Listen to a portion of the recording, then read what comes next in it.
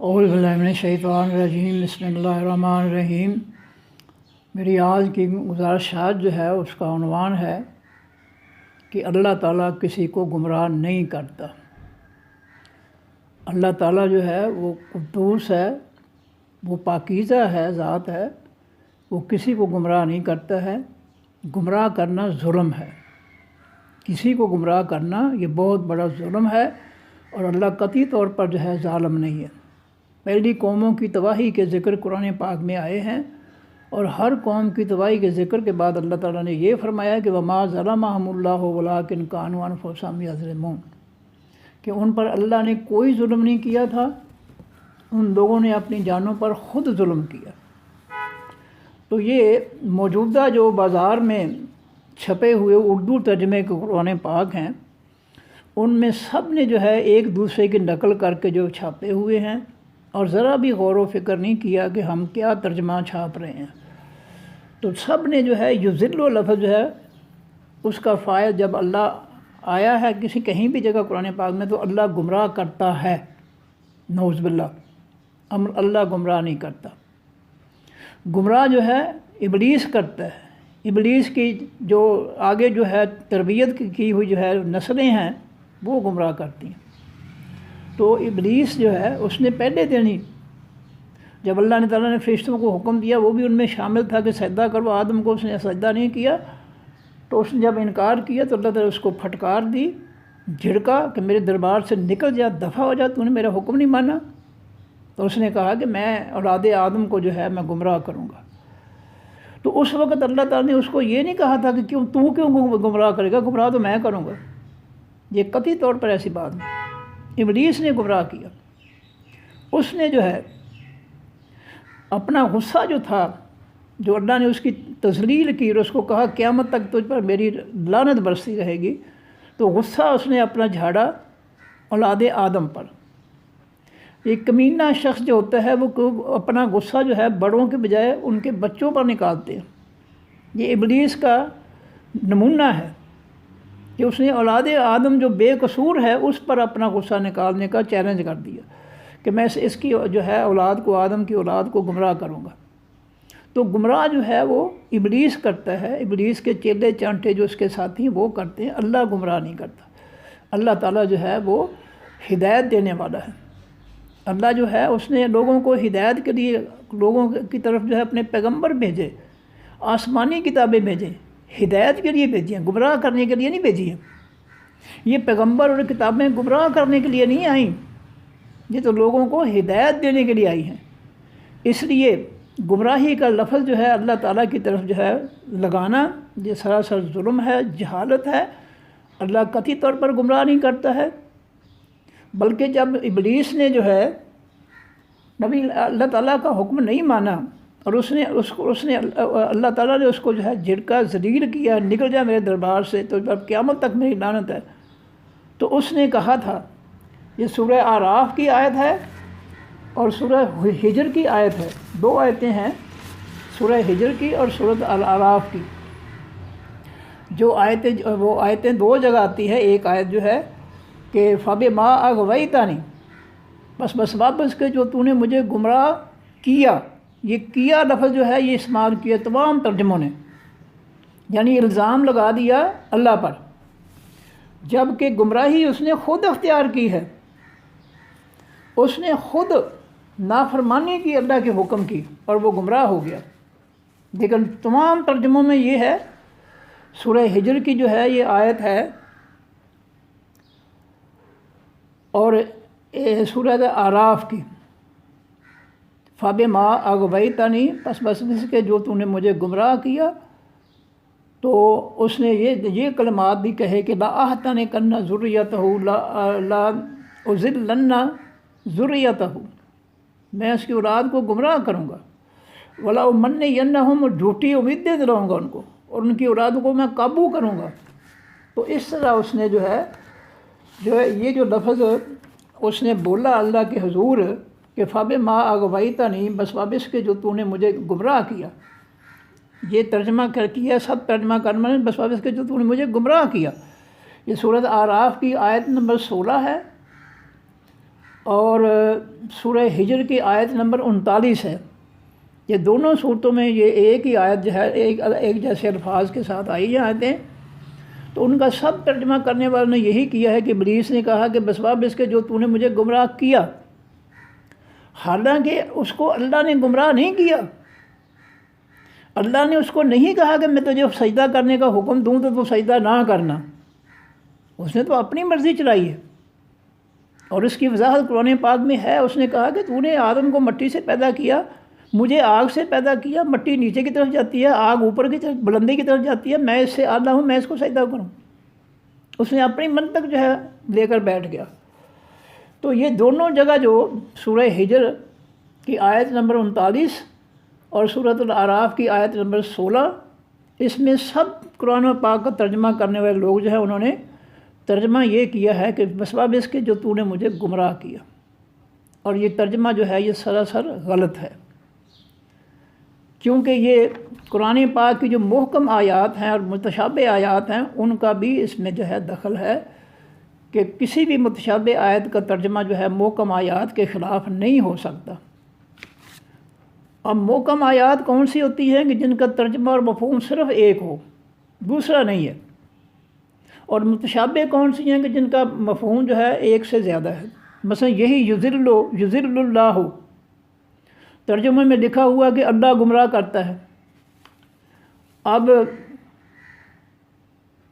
اس کے ان لوگوں کے جو ہے مخالف گروہ بھی ہے جنہوں نے قرآن میں چھاپا ہے کہ اللہ گمراہ نہیں کرتا ہے، اللہ گمراہ رہنے دیتا ہے۔ جس کو اللہ ہدایت کی دعوت دیتا ہے وہ ہدایت نہیں قبول کرتا، پھر اللہ تعالیٰ کو اس کے حال پہ چھوڑ دیتا ہے۔ وہ جس حالت میں رہنا چاہتا ہے، گمراہی میں، کفر میں، اللہ تعالیٰ اس کو رہنے دیتا ہے، اس کو چھوڑ دیتا ہے۔ اور یہ الفاظ آئے ہیں قرآن پاک، نولہ ما تولی، یہ الفاظ ہیں قرآن پاک کے کہ وَمَن يُشَاقِقِ الرَّسُولَ مِن بَعْدِ مَا تَبَيَّنَ لَهُ الْهُدَىٰ وَيَتَّبِعْ غَيْرَ سَبِيلِ الْمُؤْمِنِينَ نُوَلِّهِ مَا تَوَلَّىٰ وَنُصْلِهِ جَهَنَّمَ وَسَاءَتْ مَصِيرًا۔ یہ قرآن پاک کی آیت ہے، سورہ نساء ہے، 115 نمبر آیت ہے کہ نُوَلِّهِ مَا تَوَلَّىٰ، انسان جدھر جاتا ہے ہم اس کو جانے دیتے ہیں۔ جب وہ ہماری نہیں مانتا، ہمارے دین کا انکار کر دیتا ہے، قبول نہیں کرتا، پھر ہم اس کو اس کے حال پہ چھوڑ دیتے ہیں۔ نولہ، ہم اس کو پھیر دیتے ہیں، ما تولی، جدھر وہ پھرتا ہے، یعنی اس کو ہم جانے دیتے ہیں جدھر جاتا ہے۔ نہیں مانتے، جاؤ پھر۔ ابلیس نے انکار کیا سجدے سے، اللہ نے اس کا گریبان نہیں پکڑا، اس کو ٹھیک ہے جاؤ، تجھے مجھ سے مہلت مانگ رہے ہو، قیامت تک میں تجھے مہلت دیتا ہوں، تو جو کر رہا ہے اولاد آدم کے خلاف کر لے۔ تو اللہ تعالیٰ نے یہ آیت جو ہے نولہ ما تولی، سورہ نساء کی آیت نمبر 15، یہ محکم آیت ہے۔ اس کو ترجمے کے ایک قرآن میں قرآن مجید کا ترجمہ ہے با محاورہ اور آسان اردو ترجمہ، یہ کراچی کا چھپا ہوا ہے، اور ترجمہ کرنے والے مولانا حافظ محمد داؤد خان راغب رحمانی ہیں، جنہوں نے یہ قرآن مجید کا با محاورہ اور آسان اردو ترجمہ جو ہے وہ شائع کیا ہے۔ کراچی کا یہ چھپا ہوا قرآن پاک ہے۔ انہوں نے بھی اپنے ترجمے جو ہے میں لکھا ہے کہ جو یضل اللہ کا مگر اللہ گمراہ چھوڑ دیتا ہے، اللہ گمراہ رہنے دیتا ہے، اللہ گمراہ رہنے دیتا ہے۔ انہوں نے یہ ترجمہ چھاپا ہے۔ پھر نمبر 2، صلاح الدین یوسف صاحب، جن کا ترجمہ جو ہے تفسیر جو ہے سعودیہ نے چھاپی تھی اور حاجیوں کو تقسیم ہوتی تھی، انہوں نے بھی یہ سورہ بقرہ کی جو ہے آیت نمبر 27 ہے، جو پہلے جو یضل بہ کثیرا ویہدی بہ کثیرا، وہاں انہوں نے بھی تفسیر میں یہی حوالہ دیا اسی آیت کا کہ نولہ ما تولی، اور دوسرا کہ وَنَذَرُهُمْ فِي طُغْيَانِهِمْ وَيَذَرُهُمْ فِي طُغْيَانِهِمْ، اللہ ان کو ان کی سرکشی میں چھوڑ دیتا ہے۔ جب کوئی اپنی سرکشی نہیں چھوڑتا، کفر کو نہیں چھوڑتا، تو اللہ تعالیٰ پھر اس کی سرکشی پہ حالت میں اس کو چھوڑ دیتا ہے کہ ٹھیک ہے بھائی تو باغی سرکش رہنا تو رہتے رہو۔ تو یہ صلاح الدین یوسف صاحب نے بھی اپنی تفسیر میں اس کا حوالہ دیا ہے، نولہ ما تولی، یہ محکم آیت ہے۔ اور دوسرے دو جو ہے کہ وَنَذَرُهُمْ فِي طُغْيَانِهِمْ يَعْمَهُونَ، یہ آیت ہے سورۃ الانعام کی 110 نمبر آیت، کہ ہم باغیوں کو ان کی بغاوت میں چھوڑ دیتے ہیں، ان کے حال پہ چھوڑ دیتے ہیں۔ جب ہماری دعوت نہیں قبول کرتے، ہم کسی کے ساتھ زبردستی جبر نہیں کرتے، ہم ان کو ان کے حال پہ چھوڑ دیتے ہیں۔ یہ آیت نمبر جو ہے 110 ہے سورۃ انعام کی۔ وَنَذَرُهُمْ فِي طُغْيَانِهِمْ يَعْمَهُونَ۔ اور اس کے بعد سورۃ انعام کی 137 نمبر جو ہے اس میں بھی ہے فَذَرْهُمْ وَمَا يَفْتَرُونَ۔ اے نبی صلی اللہ علیہ وسلم، یہ جو جھوٹے شرک گھڑتے ہیں، جھوٹی باتیں گھڑتے ہیں، ان کو چھوڑ دیے آپ، ان کی حالت پہ آپ چھوڑ دیں۔ یہ سورہ انعام کی آیت نمبر 137 ہے، پہلی آیت نمبر 110 ہے۔ وَنَذَرُهُمْ، ہم ان کو ان کی سرکشی میں چھوڑ دیتے ہیں۔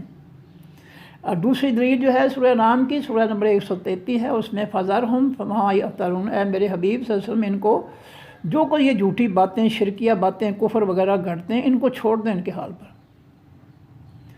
اور جو مکہ مکرمہ کی تفسیر ہے عربی زبان میں التفسیر المیسرہ، التفسیر المیسرہ عربی زبان میں ہے، میرے پاس ہے۔ انہوں نے بھی یہ جو ہے وَنَاظَرُهُمْ فِي طُغْيَانِهِمْ، ناظروں کا معنی نطروں کو کیا ہے کہ ہم چھوڑ دیتے ہیں ان کی حالت میں، گمراہی میں ہم ان کو چھوڑ دیتے ہیں۔ نطروں کو، ترک کے معنی چھوڑ دینا، تو ناظروں کے معنی چھوڑ دینا۔ تو وہ جو کراچی کا ترجمہ ہے اس میں بھی چھوڑ دینا ہے کہ چھوڑ دیتے ہیں، رہنے دیتے ہیں۔ صلاح الدین یوسف صاحب نے بھی اپنے ترجمے تفسیر میں یہی لکھا ہے کہ اللہ تعالیٰ جو ہے گمراہوں کو ان کے حال پہ چھوڑ دیتے ہیں، وہ جدھر جاتے ہیں ان کو جانے دیتے ہیں۔ نُوَلِّهِ مَا تَوَلَّىٰ، سورہ نساء کی آیت نمبر 115، سورۃ الانعام کی 110، اور اسی طرح جو ہے وَيَذَرُهُمْ فِي طُغْيَانِهِمْ ایک آیت ہے، وہ کون سی صورت میں ہے وہ بھی میں ڈھونڈ کر بتاتا ہوں آپ کو۔ وہ بھی ہے، ایک تو ہے نَاظَرُهُمْ، ایک ہے یَذَرُهُمْ، کہ وہ اللہ ان کو چھوڑ دیتا ہے جو اس حالت میں، جس حالت میں وہ جو گمراہ رہنا چاہتے ہیں۔ تو اس طریقے سے یہ دلیلیں قرآن پاک کے اندر موجود ہیں کہ اللہ تعالیٰ کسی کو گمراہ نہیں کرتا۔ گمراہوں کو جب وہ ہدایت نہیں قبول کرتے تو ان کو ان کے حال پہ چھوڑ دیتے ہیں۔ اور یہ مکہ مکرمہ کی جو عربی تفسیر ہے وہ اس میں بھی یہ ناظروں کا معنی جائے، یازروں کا معنی نطروں کو، یتروں کو۔ تو یہ جو ہے دلیلیں ہیں قرآن پاک سے کہ اللہ تعالیٰ جو ہے ان کو ان کی گمراہی میں چھوڑ دیتا ہے، گمراہ نہیں کرتا۔ یترکہم، وہ تفسیر میں عربی کے الفاظ ہیں یترکہم، یضلوا کا معنی جو ہے گمراہ کرتا ہے اللہ تعالیٰ، یہ غلط ہے۔ اور انہوں نے جو ہے مکہ والوں نے جو تفسیر لکھی عربی میں، اس میں انہوں نے اس کا تشریح کی ہے یترکہم فی کفرہم یتحیرون و یترددون، کہ ان کے کفر میں، کفر کی حالت میں اللہ تعالیٰ ان کو چھوڑ دیتا ہے، ان کو گمراہ نہیں کرتا۔ یضلوا کا معنی انہوں نے کیا فَمَن یضلل اللہ فلا ہادی لہ، اس کا انہوں نے کہا تفسیر لکھی ہے کہ یترکہم فی کفرہم یتحیرون و یترددون، کہ اللہ تعالیٰ ان کو ان کے کفر میں چھوڑ دیتا ہے، اور کفر کے حال میں وہ حیران پھرتے ہیں اور پریشان پھرتے ہیں۔ تو یہ ہے یضل اللہ کا معنی اور تفسیر۔ تو یہ جو ہمارے قرآن چھپے ہوئے ہیں یہ تو مکھی پہ مکھی مار پر جو ہے نقل کر کے جو سب چھاپ دیے لوگوں نے، اور وہ ساری کی ساری گمراہی جو ہے وہ چل رہی ہے، اور اس کا جو ہے اس کی اصلاح ہونی چاہیے۔ یہ جو ہے جو اصول ہیں گرامر کے اس کو میں پیش نظر رکھنا چاہیے۔ اور یہ نُوَلِّهِ مَا تَوَلَّىٰ، اور وہ نَاظَرُهُمْ یَاظَرُهُمْ، یہ جو ہے یہ محکم آیات ہیں۔ ان محکم آیات میں دو ترجمے، دو مفہوم نہیں نکلتے۔ جو محکم آیات ان کا مفہوم ایک ہی ہوتا ہے، اور جو متشابہ ہوتی ہے مثلا یضل لفظ یضل اللہ، اللہ گمراہ کرتا ہے، یہ ترجمے لکھے ہوئے ہیں۔ جبکہ یہ عربی تفسیر اور کراچی والے قرآن پاک میں لکھا ہے کہ اللہ گمراہ نہیں کرتا بلکہ اللہ گمراہ چھوڑ دیتا ہے، اللہ گمراہ رہنے دیتا ہے۔ جس حالت میں کوئی رہنا چاہتا ہے اس کی دعوت کا انکار کر کے اللہ اس کو اسی حالت میں چھوڑ دیتا ہے۔ تو یہ ہے حقیقی معنی جو ہے یضلوا کا، یضل اللہ کا، کہ اللہ تعالیٰ کسی کو گمراہ نہیں کرتا ہے بلکہ جو ہے اس کو اس کی حالت پہ چھوڑ دیتا ہے۔ تو یہ محکم آیات جو ہیں ان کے تحت ترجمہ آتا ہے۔ تو جو ہے یہ ترجمے میں پہلی بات جو ہے کہ محکم آیات کو چھوڑ کر متشابہ آیات کا جو ہے وہ سیدھا سادہ ترجمہ کر دیا گیا ہے کہ اللہ گمراہ کرتا ہے، جبکہ محکم آیات یہ ہے کہ نولہ ہی ما تولی، اللہ فرماتے ہیں انسان جدھر جاتا ہے اس کو جانے دیتے، وَنَذَرُهُمْ فِي طُغْيَانِهِمْ، ان کو ان کی سرکشی میں چھوڑ دیتا ہے، ہم چھوڑ دیتے ہیں، اس طرح وَيَذَرُهُمْ فِي طُغْيَانِهِمْ، اللہ ان کو ان کی سرکشی میں چھوڑ دیتا ہے، وہ جدھر جانا چاہتے ہیں ان کو اللہ تعالیٰ جانے دیتا ہے کہ جو مطلب میری نہیں بات مانتے جاؤ جدھر جانا جاؤ۔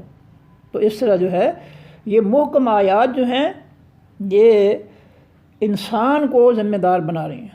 اب دیکھیں انسان جو ہے، اگر انسان جو ہے جیسے سورہ بقرہ کی 6 نمبر آیت میں ان الذین کفروا سواء علیہم انذرتہم ام لم تنذرہم لا یؤمنون، کہ جنہوں نے اے نبی صلی اللہ علیہ وسلم نے ایک دفعہ کفر کر دیا، اب ان کو ڈرائیں یا نہ ڈرائیں وہ ایمان نہیں لائیں گے، اور جب یہ ایمان نہیں لائیں گے، انہوں نے ایمان سے انکار کر دیا ہے، تو پھر اللہ تعالیٰ نے کیا کیا ہے کہ ہدایت کا راستہ جو تھا ان کے دلوں کی طرف جانے والا وہ اس نے اللہ تعالیٰ نے سیل بند کر دیا، خاتمہ سیل بند کر دیا۔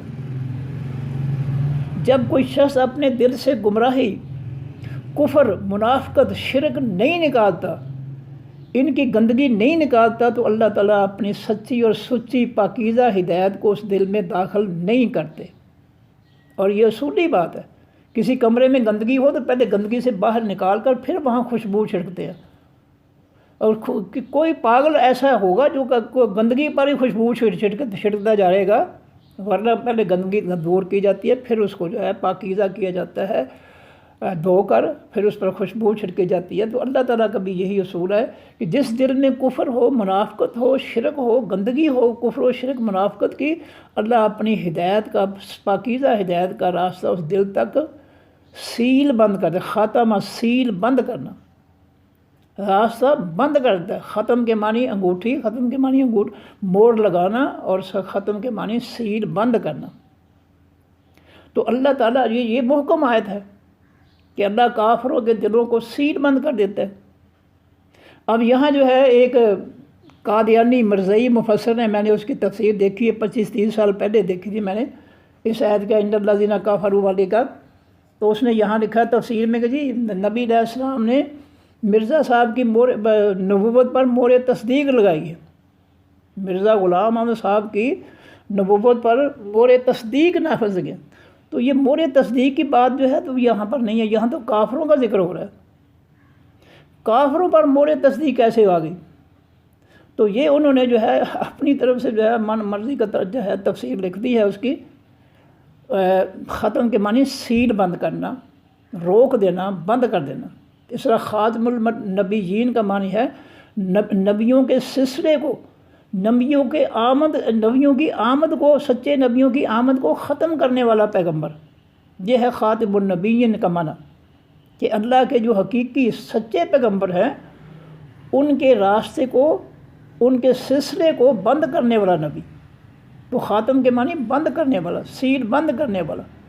تو یہاں پر جو ہے جو ختم اللہ نے موڑ لگا دیا اللہ قلوب، اوپر ان کے دلوں کے، یعنی کافروں کے دل جو ہے اللہ تعالیٰ نے سیل بند کر دیا، اپنی ہدایت کا راستہ بند کر دیا، ہم اللہ کی ہدایت ان کے دلوں میں داخل نہیں ہو سکتی۔ تو یہاں کافروں کا ذکر ہو رہا ہے کہ ان کے دلوں کو اللہ نے سیل بند کر دیا۔ اور قادیانی جو ہے تفسیر لکھنے والے نے لکھا جی مرزا صاحب پر جو ہے نبی علیہ السلام کی جو ہے مہر تصدیق جو ہے وہ لگی ہوئی ہے، نبی علیہ السلام نے مرزا صاحب کی نبوت پر مہر تصدیق لگا دی ہے۔ تو یہ تصدیق بڑی تو ہے ہی نہیں آیت، یہ تو اس آیت میں تو کافروں کا ذکر ہو رہا ہے، یہ کافروں کے اندر جو مرزا صاحب کو زبردستی ٹھونس دیا گیا، تو یہ تو کوئی تفسیر نہیں ہے۔ تو یہ ہے کہ حقیقت یہ ہے کہ اللہ نے ان کے دل جو ہے سیل بند کر دیے ہیں، یہ محکم آیت ہے۔ تو اس طرح جو ہے ترجمے اور تشریح کے لیے محکم آیات اور متشابہ آیات جو ہے وہ اس کا فرق سمجھنا چاہیے، اور ان کا جو کام ہے وہ سمجھنا چاہیے۔ متشابہ آیات وہ ہوتی ہیں کہ جن کے 2 ترجمے، 2 مفہوم نکلتے ہوں، جیسے یضل اللہ، اللہ گمراہ کرتا ہے، ترجمے جو چھپے ہوئے ہیں وہ ہے اللہ گمراہ کرتا ہے، اور ان کے مقابل جو عربی کے جو ترجمے یا تفسیر ہے تو وہ ہے یترکہم، یضل اللہ، اللہ گمراہ کرتا ہے، ایک ترجمے یہ ہے جو چھپے ہوئے ہمارے ہاں اردو میں، اور جو عربی کا میں نے حوالہ دیا، مکہ کی تفسیر ہے میرے پاس، اور صلاح الدین یوسف صاحب کی اور کراچی کے قرآن پاک کی جو ترجمہ ہے اس میں ہے گمراہ چھوڑ دیتا ہے، گمراہ رہنے دیتا ہے۔ یہ باقاعدہ جو ہے دوسرا گروہ موجود ہے جو اس کی مخالفت کرتا ہے۔ تو مکہ کی تفسیر جو ہے انہوں نے نترو کو یوزلو کے معنی تفسیر لکھی ہے یترو کو ہم فی کفرہم، وہ ان کے کفر میں ان کو چھوڑ دیتا ہے۔ یہ مکہ کی تفسیر ہے عربی میں، یذل اللہ ہو اللہ تعالیٰ، من یذلل اللہ، جس کو گمراہ کر دے اللہ تعالیٰ، عام ہمارے ترجمے چھپے ہوئے جس کو گمراہ کر دے، جبکہ یہ عربی تفسیر میں لکھا ہوا ہے کہ یترکہم فی کفرہم، اللہ ان کے کفر کی حالت میں ان کو چھوڑ دیتا ہے کہ ٹھیک ہے اگر کافر ہے نا کافر رہو تم۔ تو یہ ہر وہ آیت جس کے دو مفہوم متضاد مفہوم اور ترجمے ہوں وہ متشابہ ہوتی ہیں، اور متشابہ آیتیں جو ہے یہ اللہ کا قرآن پاک میں سورہ آل عمران کے پہلے رکوع میں یہ فیصلہ ہے کہ یہ جب محکم آیات جو ہیں جو جن کا مفہوم صرف ایک ہے، ترجمہ ایک ہے، دوسرا نہیں ہے، یہ محکم ہے۔ متشابہ وہ ہیں جن کا ایک سے زیادہ مفہوم ہے، ایک سے زیادہ ترجمے بنتے ہیں، وہ متشابہ ہیں۔ تو اللہ نے فرمایا ہے کہ ہن ام الکتاب، یہ جو محکم آیات ہیں یہ اصل ہیں اس قرآن پاک کی، اس کے مطابق متشابہ آیات جو ہے ان کا جو ہے ترجمہ کیا جائے گا، مفہوم لیا جائے گا۔ اسی طرح فبما اغویتنی، یہ آیت متشابہ ہے کہ اے اللہ تو نے مجھے بسبب اس کے جو تو نے مجھے گمراہ کیا۔ ہمارے جو ترجمے جتنے بھی چھپے ہوئے ہیں، سورہ ہجر ہے، سورہ الاعراف ہے، الاعراف کی 16 نمبر آیت ہے، الحجر کی 39 نمبر آیت ہے، اور ان میں ترجمے آپ دیکھ سکتے ہیں کہ سب جو ہے قرآنوں میں یہی لکھے کہ بسبب اس کے اے اللہ جو تو نے مجھے گمراہ کیا، جبکہ اللہ گمراہ نہیں کرتا۔ اور اس کے الٹ جو ہے تفسیر جو ہے وہ تفسیریں اور ترجمے جو ہے جو میں آپ کو حوالہ دے رہا ہوں کہ مکہ کی تفسیر جو ہے وہ جو ہے اس میں یترکہم نترکہم جو ہے یہ الفاظ استعمال ہے کہ ہم ان کو چھوڑ دیتے ہیں۔ تو یہ جو ہے تفسیر جو ہے یہ جو غلط مفہوم لیا جاتا ہے یہ متشابہ آیات کی وجہ سے ہے۔ محکم آیات جو ہے یہ ان سے اعلیٰ ہیں، اور محکم آیات کا فیصلہ ہی محکم ہے، پختہ ہے۔ تو یہ جو ہے دونوں کا فرق جو ہے وہ سامنے رکھنا چاہیے۔ متشابہ آیات کو کھلا نہیں چھوڑنا چاہیے، اس کو محکم آیات کے تابع رکھنا چاہیے۔ چنانچہ جو محکم آیات ہیں، پہلے میں وہ سارے قرآن پاک کی محکم آیات جو ہے وہ گن دیتا ہوں۔ پہلی جو ہے وہ ان الذین کفروا سواء علیہم انذرتہم ام لم تنذرہم لا یؤمنون ختم اللہ علی قلوبہم وعلی سمعہم وعلی ابصارہم غشاوۃ ولہم عذاب عظیم۔ یہ محکم آیت ہے اس لحاظ سے کہ جب کسی نے انکار کر دیا اللہ تعالیٰ کی دعوت کا، اس کی توحید کا، اس کے پیغمبروں کا، اس کے قرآن کا، اس قیامت کے دن کا جب انکار کر دیا تو اے نبی صلی اللہ علیہ وسلم ان کو آپ سمجھائیں یا نہ سمجھائیں یہ ایمان نہیں لائیں گے۔ لہٰذا یہ آیت جو ہے لوگوں کے کفر کی وجہ سے اللہ نے ان کے دل جو ہے وہ سیل بند کیے ہیں، ویسے نہیں کیے۔ جب انہوں نے کفر کر دیا کہ ہم نہیں ہدایت کو مانیں گے، دلوں میں کفر منافقت کو نہیں نکالا، تو پھر اللہ تعالیٰ نے جو ہے رد عمل کے طور پر جو ہے ان کے دلوں کو سیل بند کر دیا۔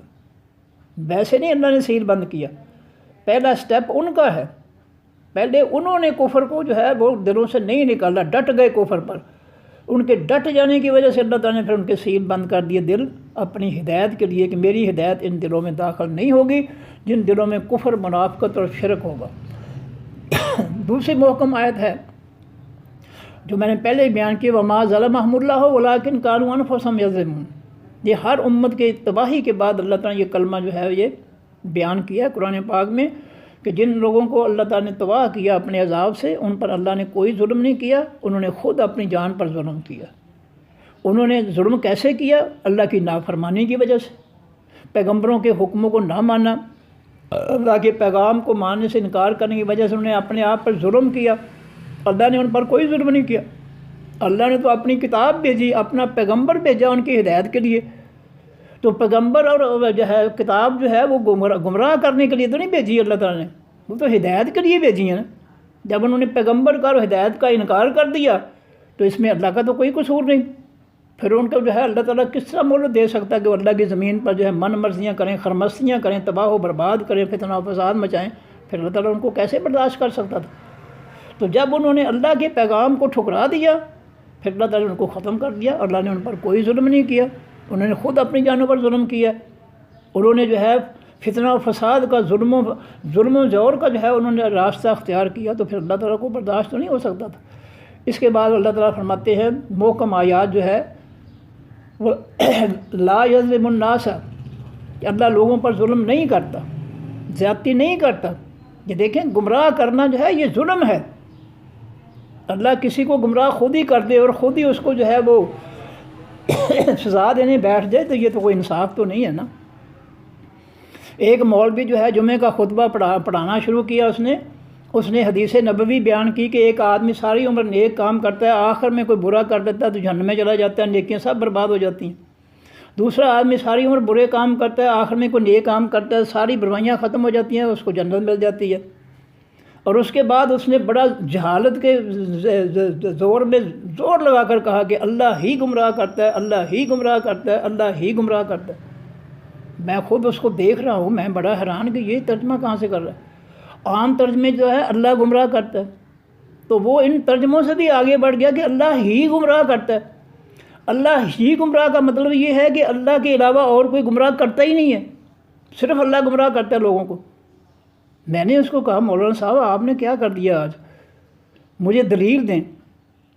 تو اس نے حدیث تقدیر جو ہے وہ بیان کر دی کہ یہ نبی علیہ السلام فرماتے ہیں کہ جب اپنے ماں کے پیٹ میں ہوتا ہے تو اللہ تعالیٰ اس کی تقدیر لکھ دیتے ہیں، اس کا رزق، اس کی عمر، اس کہاں اس نے رہنا ہے، کیا کرنا ہے، اور یہ بھی لکھ دیتے ہیں کہ یہ جہنمی ہوگا یا جنتی ہوگا۔ تو جب اللہ تعالیٰ اس کو جہنمی لکھ دیتے ہیں تو اس کا مطلب ہے کہ اللہ اس کو گمراہ کرتا ہے۔ یہ اس مولوی نے یہ حدیث جو ہے اس کا مجھے ثبوت دیا۔ میں نے کہا مولانا صاحب اگر یہ ثبوت مان لیا جائے حدیث تقدیر سے کہ اللہ تعالیٰ جو لکھ کر، اندازہ لکھ کر کے یہ بندہ جہنم میں جائے گا، تو تم اس کو کہتے کہ اللہ نے گمراہ کیا لکھ کر، تو پھر تو جو ہے پھر فرعون، شداد، ابو جہل، شیبہ، عتبہ، ابلیس، پھر تو کوئی بھی نہیں بچیں گے جہنم میں، تو کوئی بھی نہیں جائے گا۔ سب کہیں گے یا اللہ ہمیں تو نے جب ہم اپنی ماں کے پیٹ میں تھے تو نے ہمیں جہنمی لکھ دیا، ہمارا کیا قصور ہے، گمراہ تو نے کیا۔ تو اگر اس حدیث تقدیر کو حدیث گمراہی لیا جائے تو پھر تو کوئی بھی جہنم میں نہیں جائے گا۔ مولانا صاحب یہ تو حدیث تقدیر ہے۔ جس طرح کلاس روم میں استاد جو ہے پڑھانے والا جو ہے وہ اپنے اندازے، تقدیر کے معنی اندازے کے مطابق کہتا ہے کہ یہ والا لڑکا جو ہے نا الف، یہ فرسٹ ڈویژن لے کر جو ہے پاس ہوگا، اور یہ والا بے جو ہے یہ فیل ہو جائے گا۔ اب اگر وہ بے فیل ہو جاتا ہے امتحان میں استاد کے اندازے کے مطابق، تو وہ لڑکا اور اس کے گھر والے، اس کا خاندان آ کر گریبان پکڑنے ٹیچر کا کہ تم نے ہمارے بچے کو جو ہے یہ کہہ کر کہ تو فیل ہو جائے گا، تو نے ہمارے بچے کو فیل کیا ہے، تو کون ہے بیوقوف جو اس منطق کو مانے گا؟ کوئی مانے گا اس کو؟ یہ تو اس ٹیچر، پڑھانے والے ٹیچر کا اندازہ ہے، تقدیر ہے کہ یہ پاس ہو جائے گا اور یہ فیل ہو جائے گا، اور اس کے اندازے کے مطابق اگر وہ فیل ہو گیا ہے تو وہ لڑکا یا اس کے گھر والے، اس خاندان والے جو ہے آ کر ٹیچر کا گریبان پکڑیں گے، تو نے یہ کہہ کر کہ یہ بچہ فیل ہو جائے گا، ہمارے بچے کو فیل کیا، تو نے فیل کیا، تو کوئی ماننے گا اس کو؟ کوئی بیوقوف ہی ہوگا نا۔ اس طرح حدیث تقدیر جو ہے وہ حدیث گمراہی نہیں ہے، وہ تو اللہ کا اندازہ ہے۔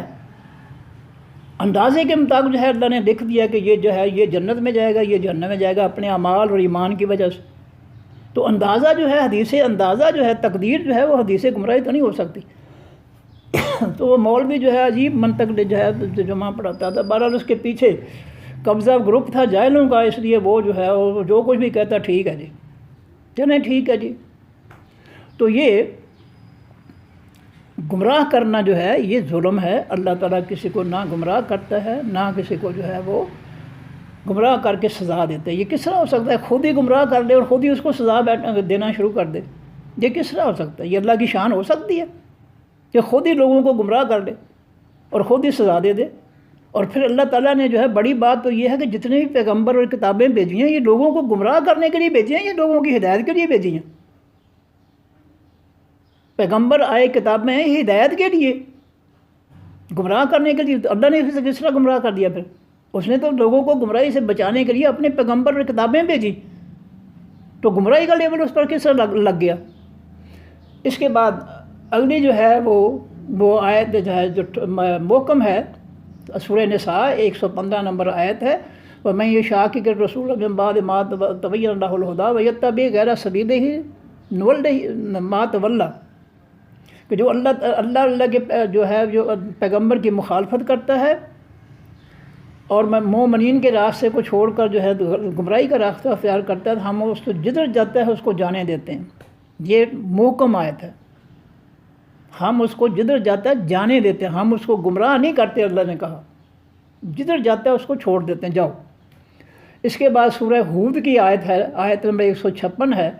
ہود علیہ السلام فرماتے ہیں کہ ان ربی علی صراط مستقیم، بے شک میرا رب جو ہے وہ سیدھے راستے پر ہے۔ تو جو سیدھے راستے پر ہو وہ لوگوں کو گمراہ کیسے کرے گا؟ جو خود سیدھے راستے پر چل رہا ہے وہ لوگوں کو گمراہ کیسے کرے گا؟ اس کے بعد سورہ قصص کی آیت نمبر 15 ہے کہ موسیٰ علیہ السلام نے ایک قبطی کو مکہ مارا، نیت اس کو ہلاک کرنے کی نہیں تھی، مکے سے وہ مر گیا۔ تو وہاں موسیٰ علیہ السلام کہتے ہیں کہ یہ انہ من عمل شیطان، یہ شیطان کے عمل سے ہے کہ میں نے اس کو مکہ مارا، وہ مر گیا، اور وہ شیطان جو ہے انہ مضل مبین، وہ شیطان گمراہ کرنے والا مضل۔ اب شیطان گمراہ کرنے، اللہ تعالیٰ کے نام جو ہے جتنے بھی ہیں ان میں سے مضل کا لفظ نہیں ہے، مضل کا نام نہیں ہے اللہ تعالیٰ، گمراہ کرنے والا۔ تو جب اللہ تعالیٰ مضل نہیں ہے تو یہ اس کا ترجمہ ہم کس طرح کریں گے کہ اللہ گمراہ کرتا ہے؟ یہ سراسر اللہ کے ساتھ زیادتی ہے اور یہ ترجمہ 100% غلط ہے۔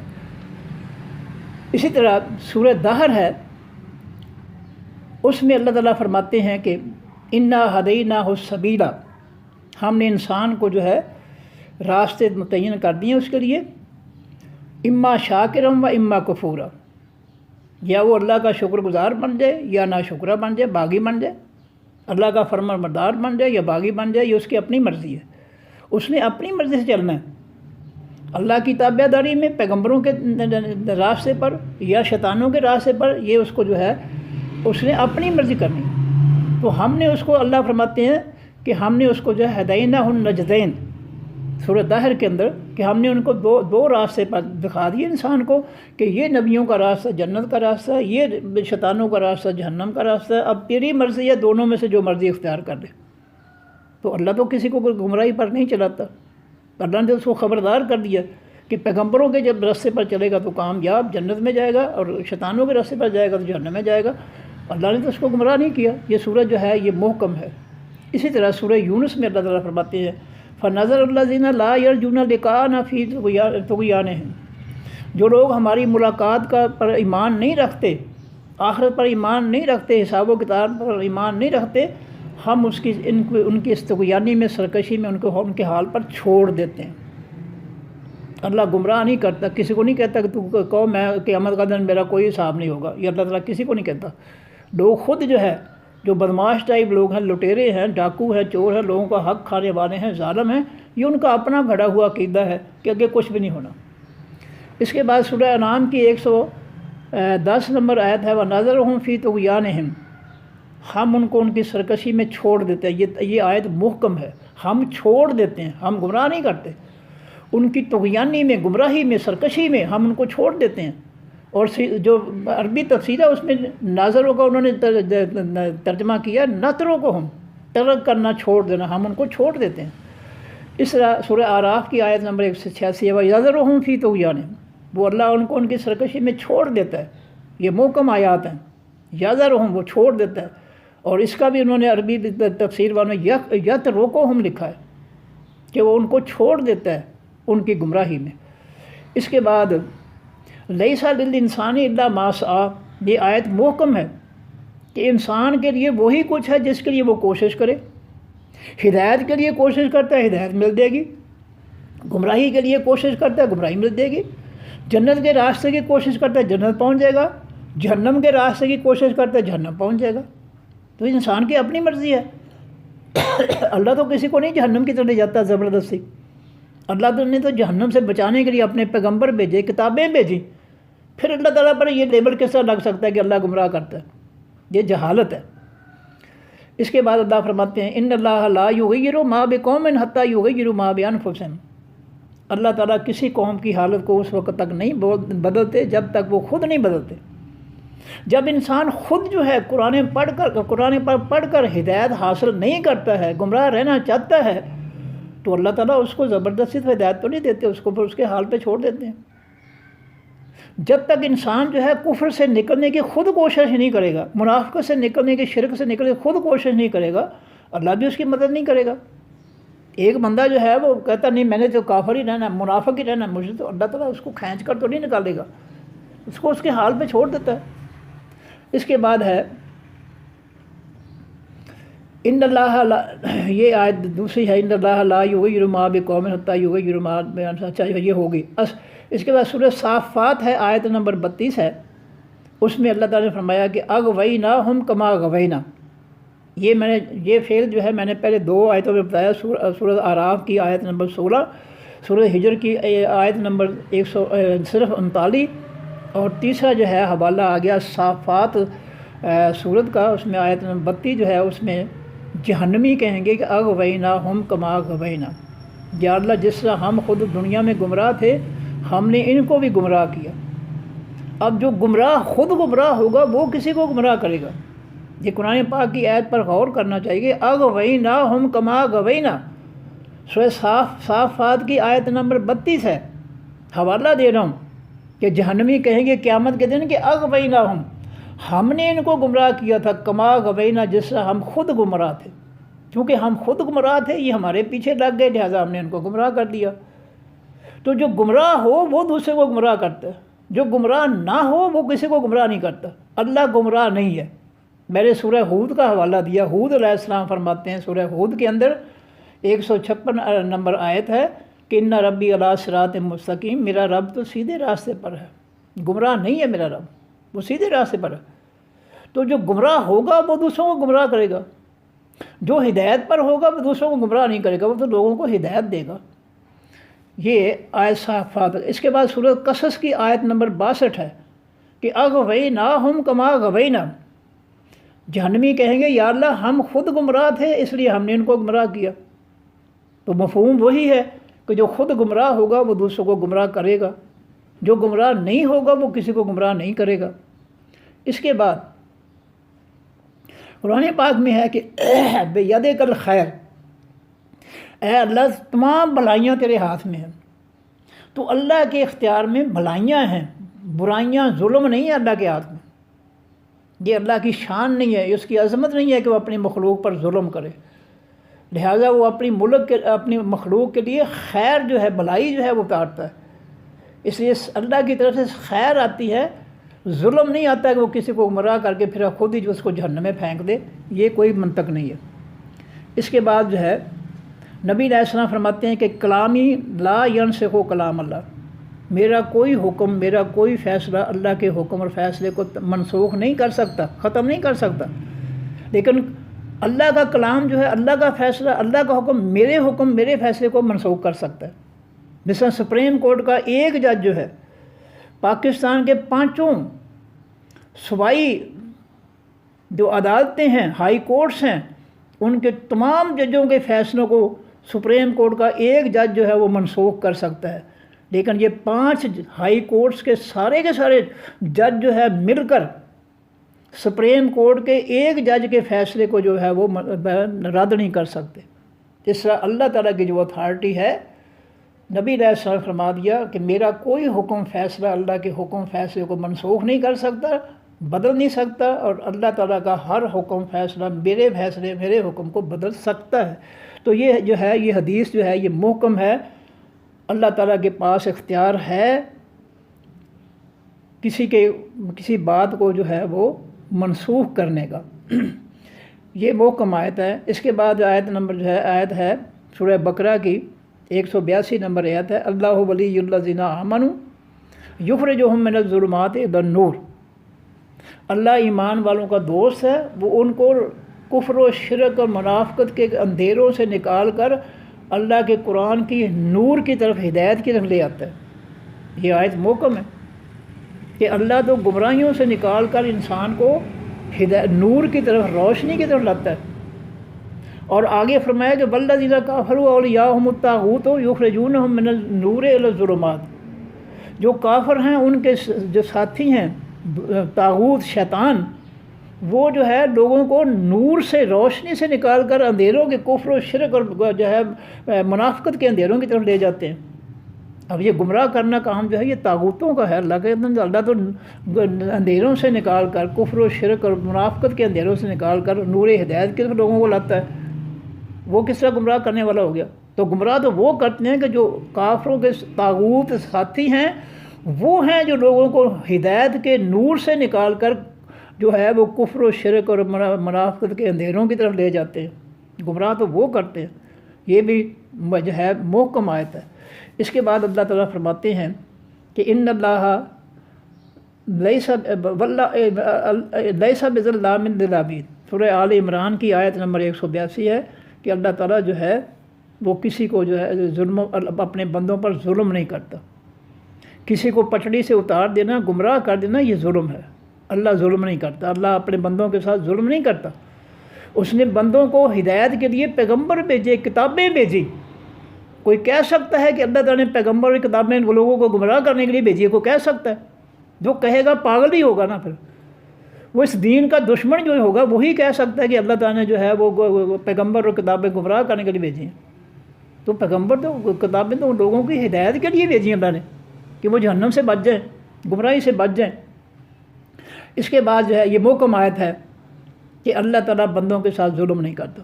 اس کے بعد اللہ فرماتے ہیں وَمَا كَانَ اللَّهُ لِيُضِلَّ قَوْمًا بَعْدَ إِذْ هَدَاهُمْ حَتَّى يُبَيِّنَ لَهُم مَا يَتَّقُونَ۔ اللہ تعالیٰ جب کسی قوم کے ساتھ جو ہے وہ اپنی ہدایت کو واضح کر دیتا ہے کہ ان کو کس چیز سے بچنا ہے، تو پھر اللہ تعالیٰ ان کو گمراہ ہدایت دینے کے بعد گمراہ نہیں کرتا۔ گمراہ ان کو شیطان ہی کرتا ہے، یا وہ خود کو ہدایت چھوڑ کر گمراہ ہو جاتے ہیں۔ اللہ کسی کو گمراہ نہیں کرتا۔ ہدایت دینے کے بعد اللہ تعالیٰ ان کو کبھی طور پر گمراہ نہیں کرتا۔ گمراہ کرنا اللہ کی خصلت ہی نہیں ہے، اللہ تعالیٰ کی یہ شان ہی نہیں ہے کہ وہ گمراہ کرے، خود ہی گمراہ کرے، خود ہی سزا دینے بیٹھ جائے۔ یہ تو عجیب منطق ہے یہ۔ اس کے بعد جو ہے یہدی الیہ من اناب، جو اللہ کی طرف رجوع کرتا ہے، اللہ کی ہدایت کے لیے اللہ کی بات سنتا ہے، اس کو اللہ ہدایت دے دیتا ہے۔ جو نہیں سنتا ہے ٹھیک ہے، وہ اپنے حال پہ رہے، تو اللہ ہدایت اس کو دیتا ہے جو ہدایت کے لیے اس کی طرف رجوع کرتا ہے، اس کا قرآن پڑھتا ہے، سمجھتا ہے، ترجمے کے ساتھ، تفسیر کے ساتھ قرآن پڑھتا ہے، پھر اس کو اللہ ہدایت دے دیتا ہے۔ یہ ہے اللہ کی طرف رجوع کرنا۔ اور جو اللہ کے قرآن کو کھول کر پڑھتا ہی نہیں ہے، وہ ادھر ادھر کے لیے پھرتا ہے، تو پھر ٹھیک ہے، وہ جائے، اللہ تعالیٰ اس کو اس کے حال پہ چھوڑ دیتا ہے۔ اس کے بعد اللہ نے فرمایا وَجَعَلُوا لِلَّهِ أَنْدَادًا لِيُضِلُّوا عَنْ سَبِيلِهِ، سورہ ابراہیم ہے، آیت نمبر جو ہے وہ 30 ہے، کہ اللہ تعالیٰ جو ہے کہ جو ہے وہ یہ مشرکین جو ہیں انہوں نے معبود بنا رکھے ہیں جو ان کو اللہ کے راستے سے گمراہ کرتے ہیں۔ یہ معبود جو جھوٹے گمراہ قسم کے جو ہے معبود بنا رکھے ہیں، یہ ان کو گمراہ کرتے ہیں۔ اللہ گمراہ نہیں کرتا۔ یہ آیت نمبر 30 ہے۔ اس کے بعد اللہ تعالیٰ فرماتے ہیں وَمِنَ النَّاسِ مَن يَتَّخِذُ إِلَٰهَهُ هَوَاهُ، بعض ایسے بھی ہیں جو اپنی مرضی کو معبود بنا لیتے ہیں۔ اللہ کے مقابلے میں اپنی مرضی، جو دل کہے وہ کرتے ہیں۔ وہ یہ نہیں سوچتے کہ یہ ٹھیک ہے یا غلط ہے، نہیں، جو دل نے کہا وہ کر لیا۔ تو اب اس میں قصور اللہ کا نہیں ہے، قصور اس کا جس نے اپنے دل کی خواہش کو اپنا معبود بنا لیا، دل کی خواہش کے سامنے فوراً جھک گیا۔ قصوروار وہ ہے، اللہ تعالیٰ اس میں کوئی قصور نہیں ہے۔ یہ سورۃ الجاثیہ کی آیت نمبر 23 ہے۔ اس کے بعد سورۃ البقرہ جو ہے اس کی 26 نمبر آیت ہے، رکوع نمبر 3 ہے، یضل بہ کثیرا۔ یہ میں پہلے بیان کر چکا ہوں کہ مچھر کی مثال انہوں نے بیان کی ہے، فرمایا اس مثال سے کئی لوگ جو ہے، بہت سے لوگ جو ہے وہ گمراہ ہو جاتے ہیں، ان کو گمراہ چھوڑ دیتے ہیں۔ یضل بہ کثیرا، اللہ ان کو گمراہ چھوڑ دیتا ہے۔ وہ مچھر کی مثال پر جو ہے وہ حق بات کو نہیں سمجھتے ہیں، گمراہ رہنا چاہتے ہیں، تو ٹھیک ہے، پھر اللہ ان کو ان کے حال پہ چھوڑ دیتا ہے۔ اور اس کا جو ہے وہ میں نے تفسیر کراچی والی تفسیر کا حوالہ دیا، اس میں بھی یہی ہے کہ وہ ان کو جو ہے وہ گمراہی میں چھوڑ دیتا ہے۔ اور صلاح الدین یوسف صاحب جنہوں نے تفسیر چھاپی تھی سعودیہ نے حاجیوں کے لیے، اس میں بھی یہی ہے کہ نولدہ ما تولی، انہوں نے یہاں پر لکھا ہے اس آیت کی تفسیر میں کہ نولدہ ما، حقیقت یہ ہے کہ اللہ جو ہے گمراہوں کو جس حال میں وہ رہنا چاہتے ہیں ان کے حال پہ چھوڑ دیتا ہے۔ اس کے بعد جو ہے وہ پہلے شروع میں نے باتیں کی تھی ابلیس کی، کہ اس نے اللہ سے کہا تھا کہ وَلَا أُضِلَّنَّهُمْ، وَأَحْتَنِ كَنَّ ذُرِّيَّتَهُ وَلَا أُمَنِّيَنَّهُمْ، یہ 3 باتیں ابلیس نے کہی تھی کہ میں آدم کی اولاد کو جو ہے ضرور گمراہ کروں گا، ان کو میں قابو کروں گا، ان کو میں جھوٹی امیدیں دلاؤں گا۔ تو اللہ نے کہیں یہ دعوے نہیں کیے کہ اولاد آدم کو گمراہ کرنے یا نقصان پہنچانے گے، یہ ابلیس کے دعوے ہیں، اس لیے اللہ گمراہ نہیں کرتا، ابلیس کرتا ہے، یا ابلیس کے جو نقش قدم پہ چلنے والے ہوتے ہیں وہ گمراہ کرتے ہیں۔ اس سے سورہ کہف کا آیت نمبر 29 ہے، الحق من ربکم فمن شاء فلیؤمن ومن شاء فلیکفر، کہ حق جو ہے، حقیقی سچ جو ہے آپ کے رب کی طرف سے ہے، جس کی مرضی ہے وہ حق پر ایمان لے آئے، جس کی مرضی ہے حق کا انکار کر دے۔ یہ انکار کرنا گمراہی ہے، اور یہ اس کی اللہ نے اس بندے کو جو ہے اجازت دی ہے کہ تمہاری مرضی ہے حق کو قبول کر لو، مرضی ہے حق کو چھوڑ دو، انکار کر دو، یہ تمہاری مرضی ہے۔ اللہ تو کسی سے کفر نہیں کرواتا، نہ گمراہ کرواتا ہے وہ۔ اس کے بعد قیامت کے دن جو ہے جہنمی کہیں گے ربنا ارنا الذین اضلانا، یا اللہ وہ جن اور انسانوں میں سے جو 2 ہیں جنہوں نے ہمیں گمراہ کیا، ذرا آج ہمیں ان دکھا دے۔ نجعل تحت اقدامنا، ہم ان کو آج اپنے پاؤں کے نیچے مسل دیں گے، کچل دیں گے، انہوں نے ہمیں گمراہ کیا انسانوں اور جنوں میں سے۔ تو یہ جہنمی جو ہے انسانوں اور جنوں کو الزام دے رہے کہ انہوں نے ہمیں گمراہ کیا، ذرا ان کی شکل ہمیں دکھا دے۔ تو اللہ تو گمراہ نہیں کرتا، یہ محکم آیت ہے۔ اللہ گمراہ کرتا ترجمے غلط ہیں اور یہ متشابہ آیت ہیں، ان کا یہ ترجمہ جو ہے محکم آیات کے تابع ہوگا، اور وہ نہیں ہوگا جو کیا لوگوں نے۔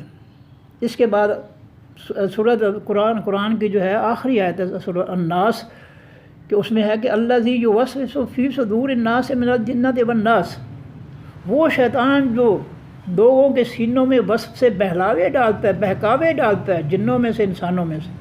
تب اللہ تو کسی کے دل میں بہکاوا نہیں ڈالتا، بہکاوا ڈالتے ہیں انسانوں اور جنوں میں سے۔ پھر اللہ تعالیٰ پر یہ الزام لگانا کہ وہ گمراہ کرتا ہے، یہ تو سراسر جہالت ہے، ظلم ہے، زیادتی ہے اللہ کے ساتھ۔ اللہ تعالیٰ کی ذات پاکیزہ ہے، وہ ایسی خباستوں کی طرف اللہ تعالیٰ کو جو ہے اللہ کی طرف منسوب نہیں کیا جا سکتا۔ اس کے بعد فرمایا کہ فَأَزَلَّهُمَا بِغُرُورٍ، آدم علیہ السلام اور حوا علیہ السلام کو جب جنت میں داخل کیا گیا اور کہا جہاں سے چاہو پھل کھاؤ لیکن یہ ایک درخت چھوڑ لو، اب وہاں ابلیس جو تھا غصے میں جو ہے ان سے بدلہ لینے کے لیے وہ پہنچا، بڑا بزرگ بن کر، نورانی چہرے والا، اور ان کے سامنے قسمیں کھائیں اور کہا میں تمہارا خیر خواہ ہوں، اس درخت کا پھل کھا لو، تم فرشتے بن جاؤ گے، ہمیشہ جنت میں رہو گے۔ تو اللہ فرماتے ہیں کہ اس ابلیس نے ان کو دھوکے کے ساتھ، دھوکے کی باتوں کے ساتھ جھوٹ بول کر اس نے ان کو گمراہ کیا۔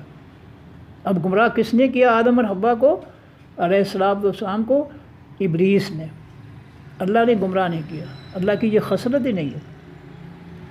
اس کے بعد فرمایا ان الشیطان کان للانسان عدو مبین، کہ شیطان جو ہے انسان کے لیے کھلم کھلا دشمن ہے۔ یہ قرآن پاک کی آیت غالباً سورہ یوسف کی ہے شروع میں۔ تو شیطان جو ہے لوگوں کے ساتھ دشمنی کرتا ہے گمراہ کر کے، اللہ کسی کے ساتھ دشمنی نہیں کرتا گمراہ کر کے۔ ان الشیطان لکم عدو فاتخذوہ عدوا، یہ بھی قرآن پاک کی آیت ہے، محکم ہے کہ شیطان تمہارا دشمن ہے، اس کو دشمن ہی سمجھو۔ اس کے بعد سورت جو ہے وہ یہ آ گئی، پہلے جو ہے آیت نمبر 26 جو ہے اس میں جو ہے پہلے میں نے بیان کر دیا ہے کہ مچھر والی مثال والی، کہ انہوں نے صلاح الدین یوسف صاحب نے نولہ ما تولی ونذرہم کے الفاظ لا کر جو ہے وہ ثابت کیا ہے کہ اللہ گمراہ نہیں کرتا، بلکہ لوگوں کو ان کے گمراہی میں جب وہ ہدایت کا انکار کر دیتے ہیں تو ان کو حال پہ چھوڑ دیتا ہے۔ تو یہ تھی محکم آیات، اور اب آ گئیں کہ یہ متشابہ آیت کا کون سی ہیں جن کا ایک سے زیادہ مفہوم نکل سکتا ہے؟ تو یہ ہے یضل اللہ، جس کا ترجمہ کیا سب ترجمہ کرنے والوں نے کہ اللہ گمراہ کرتا ہے، یہ متشابہ آیت ہے۔ محکم آیات کے یہ خلاف ہے، اس لیے یہ متشابہ ہے۔ اس کا ترجمہ اور تشریح جو ہے وہ وہی ہوگا جو محکم آیات جو بیان کیا ہے اللہ تعالیٰ کے بارے میں۔ تو محکم آیات نے ثابت کیا ہے کہ اللہ گمراہ نہیں کرتا، شیطان ابلیس گمراہ کرتا ہے یا شیطان کے ساتھی گمراہ کرتے ہیں، لہٰذا یہ آیت متشابہ ہے، اس کا یہ ترجمہ غلط ہے کہ اللہ گمراہ کرتا ہے۔ یہ اس کے بعد سورۃ اعراف کی آیت نمبر 16 ہے، فَبِمَا أَغْوَيْتَنِی، اور سورۃ ہجر کی آیت جو ہے وہ 39 ہے، فَبِمَا أَغْوَيْتَنِی۔ اور جو ہے اس کا ترجمہ جو ہے جو کیا گیا تمام ترجموں میں کہ ابلیس نے اللہ سے کہا کہ بسبب اس کے جو تو نے مجھے گمراہ کیا، یہ ترجمہ 100% غلط ہے۔ اللہ نے اس کو گمراہ نہیں کیا تھا، اس نے اللہ کا حکم نہ مانتے ہوئے، آدم کو سجدہ نہ کرتے ہوئے خود گمراہی اختیار کی تھی۔ اس لیے یہاں ترجمہ جو ہے کہ تو نے مجھے گمراہ کیا بالکل 100% غلط ہے۔ صحیح ترجمہ یہ ہے کہ اے اللہ بسبب اس کے کہ جو تو نے مجھے گمراہ قرار دیا، یہ صحیح ہے ترجمہ۔ بس اللہ نے اس کو گمراہ قرار دیا تھا کہ تو نے سجدہ نہ کر کے، میرا حکم نہ کر کے تو نے میری جو ہے وہ سرکشی اختیار کی ہے، لہذا نکل جائے میرے دربار سے۔ تو اللہ نے اس کو گمراہ نہیں کیا، گمراہ قرار دیا ہے۔ صحیح ترجمہ جو ہے یہ سورۃ اعراف آیت نمبر 16، سورۃ الحجر آیت نمبر 39، اور اسی طرح جو میں نے پیچھے بیان کیا ہے سورۃ الجاثیہ، اس میں بھی جو ہے غالباً یہ آیت ہے کہ جس کا ترجمہ جو ہے سب ترجمہ والوں نے لکھا ہوا ہے کہ بسبب اس کے جو تو نے مجھے گمراہ کیا، یہ ترجمہ 100% غلط ہے۔ اللہ نے اس کو گمراہ نہیں کیا، اللہ نے اس کو گمراہ قرار دیا ہے کہ تو نے گمراہی اختیار کی ہے میرا حکم نہ مان کر۔ تو یہ ترجمہ جو ہے صحیح ترجمہ یہ ہے کہ بسبب اس کے جو تو نے مجھے گمراہ قرار دیا، یہ ترجمہ ہونا چاہیے۔ یہ اللہ پر ڈال دینا کہ تو نے مجھے گمراہ کیا، استغفر اللہ، اللہ نے اس کو گمراہ نہیں کیا، گمراہی اس نے خود اختیار کی اللہ کی نافرمانی کر کے۔ اس کے بعد جو ہے متشابہ آیت ہے وَمَن يُضْلِلِ اللَّهُ فَمَا لَهُ مِنْ هَادٍ، جس کو گمراہ کر دے اللہ تعالیٰ، ترجمہ یہ ہے کہ جس کو اللہ گمراہ کر دے، غلط ہے ترجمہ، جس کو اللہ گمراہی میں چھوڑ دے اس کے لیے کوئی ہدایت دینے والا نہیں ہے۔ یہ صورت ہے، ہاں جی آگے ہے سورۃ اعراف کی، یہ سورۃ رعد کی آیت نمبر 33، اس کے بعد سورۃ اعراف کی نمبر جو ہے 16 جو ہے یہ میں نے بیان کر دی ہے، فَبِمَا أَغْوَيْتَنِی لَأَقْعُدَنَّ لَهُمْ صِرَاطَكَ۔ ابلیس نے کہا کہ بسبب اس کے جو تو نے مجھے گمراہ قرار دیا، گمراہ کیا ترجمہ غلط ہے، 100% غلط ہے۔ اللہ نے اس کو گمراہ نہیں کیا، گمراہ وہ اپنی نافرمانی سے خود ہوا۔ تو اس نے یہ کہا تھا کہ میں اس آدم کی اولاد کے راستے پر بیٹھوں گا ان کو گمراہ کرنے کے لیے۔ اس کے بعد آیت ہے وَمَكَرُوا وَمَكَرَ اللَّهُ، کافروں نے بھی تدبیریں کی اور اللہ نے بھی تدبیر کی۔ یہ میں نے ایک مفتی سے، جعلی مفتی سے فتویٰ لیا ان مسائل کا، تو اس نے یہ حوالہ دیا کہ مَكَرُوا وَمَكَرَ اللَّهُ، کہ اللہ نے بھی تدبیر، انہوں نے بھی، کافروں نے تدبیر کی، اللہ نے بھی تدبیر کی، لہٰذا دونوں برابر ہو گئے۔ میرے پاس یہ ریٹن اس کا فتویٰ موجود ہے، الزام نہیں لگا رہا ہوں، میرے پاس دلیل ہے، موجود ہے۔ جعلی جو ہے وہ مفتی، تو اس نے یہ دلیل دی کہ وَمَكَرُوا وَمَكَرَ اللَّهُ، کہ کافروں نے تدبیر کی، اللہ نے بھی تدبیر کی، لہٰذا دونوں برابر ہو گئے۔ حالانکہ یہ بالکل جو ہے 100% غلط ہے۔ کافروں نے تدبیر کی، نبی علیہ السلام کو جب آپ ہجرت کے لیے نکلنے والے تھے اور مکہ کے کافروں نے آپ کے گھر کا گھراؤ کر دیا تھا، اس وقت کافروں نے تدبیر کی تھی نبی علیہ السلام کو شہید کرنے کے لیے، جبکہ اللہ نے تدبیر کی نبی علیہ السلام کی جان بچانے کے لیے۔ تو برابر کیسے ہو گئے؟ دونوں تدبیریں برابر کیسے ہو گئی جی؟ مفتی نے، میرے پاس اس کا فتویٰ موجود ہے، میں دعوے سے کہہ رہا ہوں، دکھانے کے لیے تیار ہوں کہ اس نے لکھا ہے انہوں نے تدبیر کی، اللہ نے تدبیر کی، لہٰذا برابر ہو گئے۔ اس نے یہ دلیل اس لیے دی کہ اگر لوگ ابلیس اگر گمراہ کرتے تو اللہ بھی گمراہ کرتا، برابر تو ہو گئے، کیا حرج ہے اس میں؟ اگر کافروں کی تدبیر اللہ کی تدبیر ایک جیسی ہے تو کافروں کا گمراہ کرنا، ابلیس کا گمراہ کرنا اور اللہ کا گمراہ کرنا ایک ہی برابر ہے۔ یہ اس کا فتویٰ میرے پاس موجود ہے، اور یہ 100% جو ہے یہ جھوٹ ہے، وہ جعلی مفتی ہے، اور اس کی اللہ نے دنیا میں پکڑ کر دی ہے، اللہ کے فضل سے اس کی پکڑ ہو چکی ہے۔ تو یہ مَكَرُوا وَمَكَرَ اللَّهُ، کافروں نے تدبیر کی اسلام کے خلاف، اللہ کے پیغمبر کے خلاف، مکہ والوں نے تدبیر کی نبی علیہ السلام کو ہلاک کرنے کے لیے، اور ان کے خلاف اللہ نے تدبیر کی اپنے نبی کو بچانے کے لیے۔ اب دونوں تدبیروں میں زمین آسمان کا فرق ہے، دونوں ایک دوسرے کے الٹ ہے، برابر کیسے ہوگی؟ تو اس کا مفتی کا جو نظریہ تھا کہ جس طرح لوگ گمراہ کرتے ہیں اللہ بھی گمراہ اسی طرح کرتا ہے، دونوں برابر ہو گئے۔ تو جب کافر گمراہ تدبیریں کرتے ہیں، اللہ بھی تدبیر کرتا ہے، تو برابر ہو گئے۔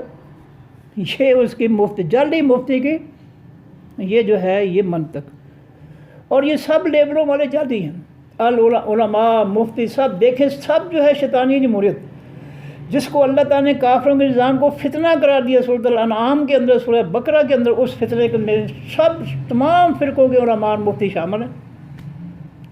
شیطانی جمہوریت نے کافروں کے فتنے کو مسلط کر کے بیٹھے ہیں اللہ کی زمین اور مخلوق پر۔ کیا یہ انصاف ہے؟ کیا یہ علمیت ہے؟ اس کو عالم مفتی کہتے ہیں۔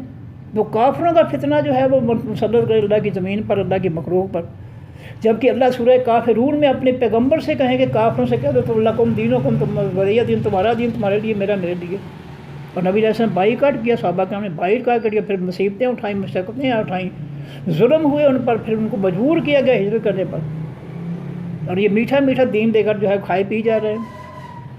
اسی طرح اللہ نے فرمایا قرآن میں بشر المؤمنین، اور دوسرے مقام پہ فرمایا کہ بشر المنافقین، مومنین کو خوشخبری دے دی اور فرمایا منافقین کو خوشخبری دے دی۔ تو کیا منافقین اور مومنین کی خوشخبری ایک جیسی ہے؟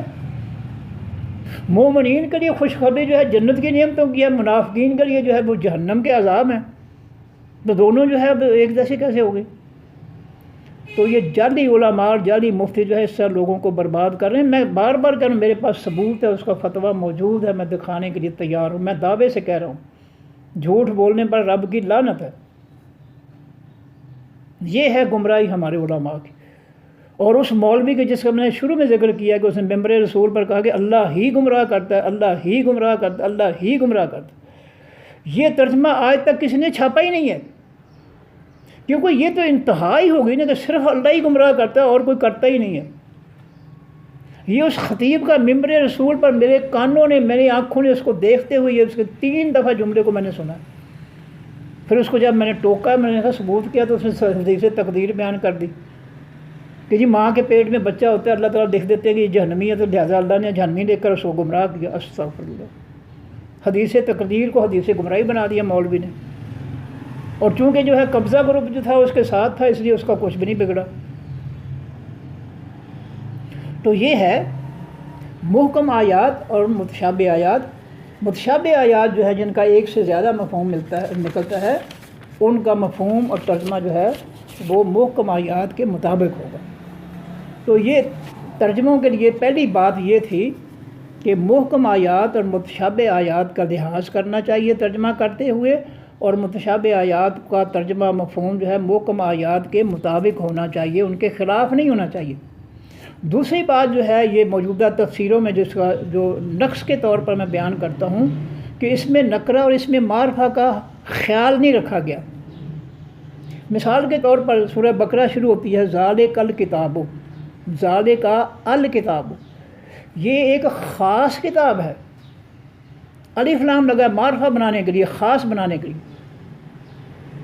عربی میں اس میں معرفہ، اس میں خاص بنانے کے لیے الف لام لگتا ہے، انگریزی میں دی لگتا ہے، اے کی جگہ 2، دی بوائے، اے بوائے کو معرفہ بنانے کے لیے دی بوائے۔ اس طرح عربی میں کتاب النکرہ ہے، جب ال لگ جائے گا تو الکتاب، وہ خاص کتاب معرفہ ہو جائے گی۔ تو سورہ بقرہ کے شروع میں ہے کہ الکتاب، ذالک الکتاب، یہ ایک تمام ترجمے چھپے ہوئے جو آپ اٹھا کر دیکھ رہے ہیں اپنی آنکھوں سے کہ یہ ایک کتاب ہے، ایک کتاب نکرہ ہے، معرفہ کا الکتاب معرفہ ہے الف لام سے، معرفہ کا ترجمہ نکرہ نہیں ہو سکتا، اور اس میں نکرہ کا ترجمہ معرفہ نہیں ہو سکتا، یہ اصول ہے۔ تو اگر ہم اس کا ترجمہ کریں گے یہ ایک کتاب ہے، تو اس کا الف لام کا جو لگایا اللہ تعالیٰ نے، وہ ہم نے اس کو نظر انداز کر دیا۔ اصل ترجمہ ہے یہ ایک خاص کتاب ہے، یعنی قرآن پاک ایک خاص کتاب ہے، یہ عام کتابوں جیسی کتاب نہیں ہے، یہ لوگوں نے جو کتابیں لکھی ہیں ان جیسی عام کتاب نہیں ہے، یہ ایک خاص کتاب ہے، آسمان والے کی طرف سے ہے یہ خاص کتاب۔ اب آپ اپنی آنکھوں سے دیکھ لیں کہ سب نے یہ ترجمہ کیا، ترجمے کرنے والوں کو، یہ ایک کتاب ہے، جبکہ اصل ترجمہ ہے یہ خاص کتاب ہے۔ اس طرح آگے جو ہے ہدی للمتقین، اسی کے آگے ہدی للمتقین، المتقین الف لام لگا ہے، جو حقیقی پرہیزگار ہیں، جن کے دلوں میں پرہیزگاری ہے، جن کے دل صاف ہیں اللہ کے دین کے لیے، اللہ کی توحید کے لیے، ان کے لیے قرآن ہدایت ہے۔ اور ترجمہ کیا کیا ہوا کہ یہ جو ہے پرہیزگاروں کے لیے ہدایت ہے، پرہیزگاروں۔ نکرہ ترجمہ کر دیا، معرفہ کا ترجمہ نکرہ کر دیا، بیڑا غرق کر دیا۔ ترجمہ یہ ہونا چاہیے کہ یہ قرآن حقیقی لگا ہوا ہے، حقیقی پرہیزگاروں کے لیے ہدایت ہے، جو حقیقت میں پرہیزگار ہے۔ عام پرہیزگار ایک بندہ جو ہے وہ الٹے سیدھے کام کرتا ہے اور تسبیح لٹکا کر جو ہے صبح سڑک پر پھرتا ہے تاکہ لوگ سمجھیں بڑا پرہیزگار ہے۔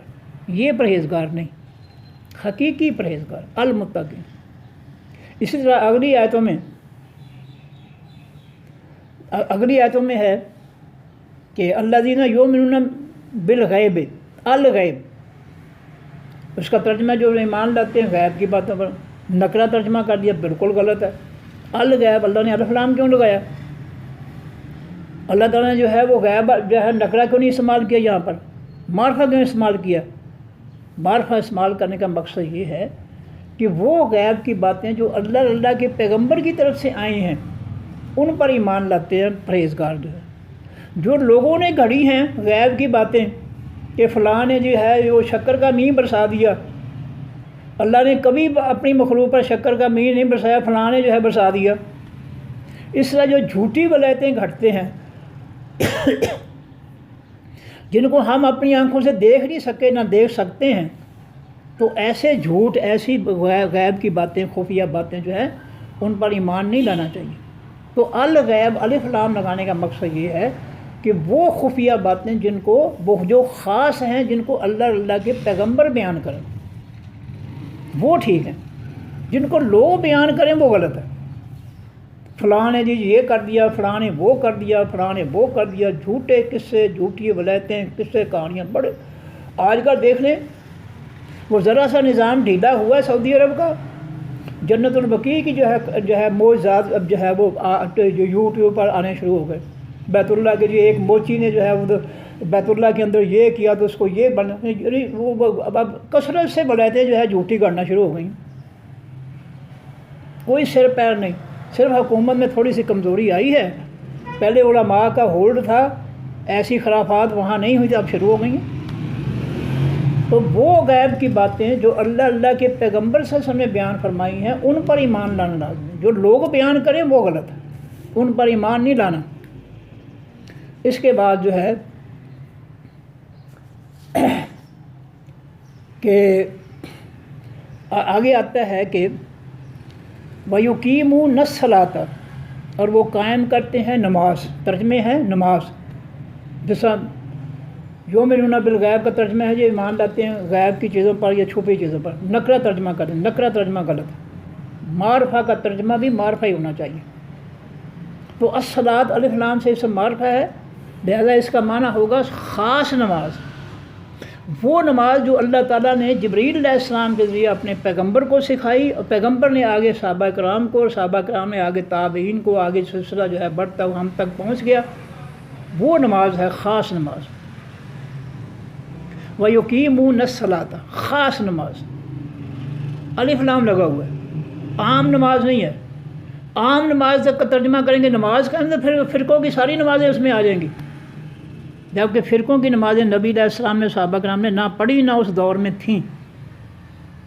یہ فرقوں کی بنائی ہوئی نمازیں نہ نبی علیہ السلام کے دور میں تھیں، نہ نبی علیہ السلام صحابہ کرام نے ان طریقوں سے نمازیں ادا کیں۔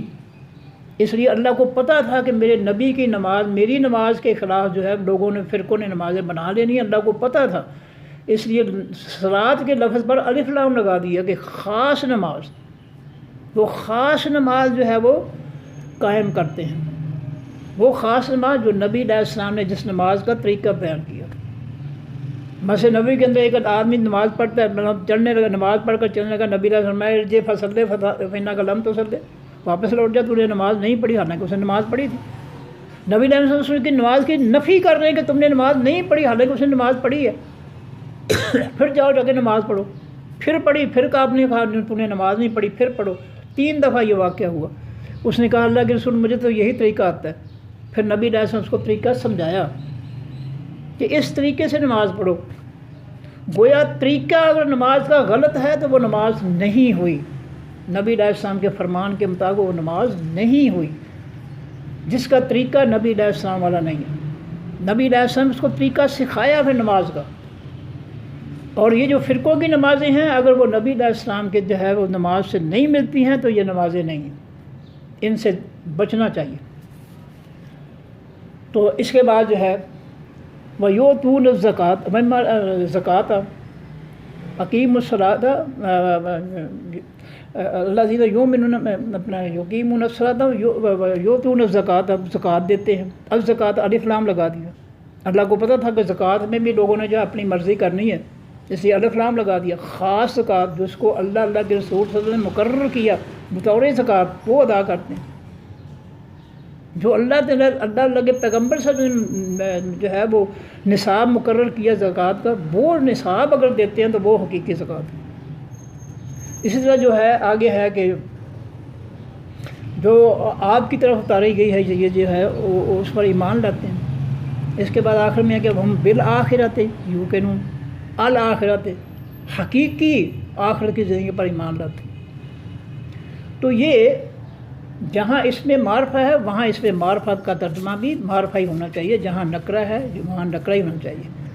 اس کے بعد جو ہے المومنون ہے، الف لام لگا ہے، مومن تو سارے ہی بنتے ہیں۔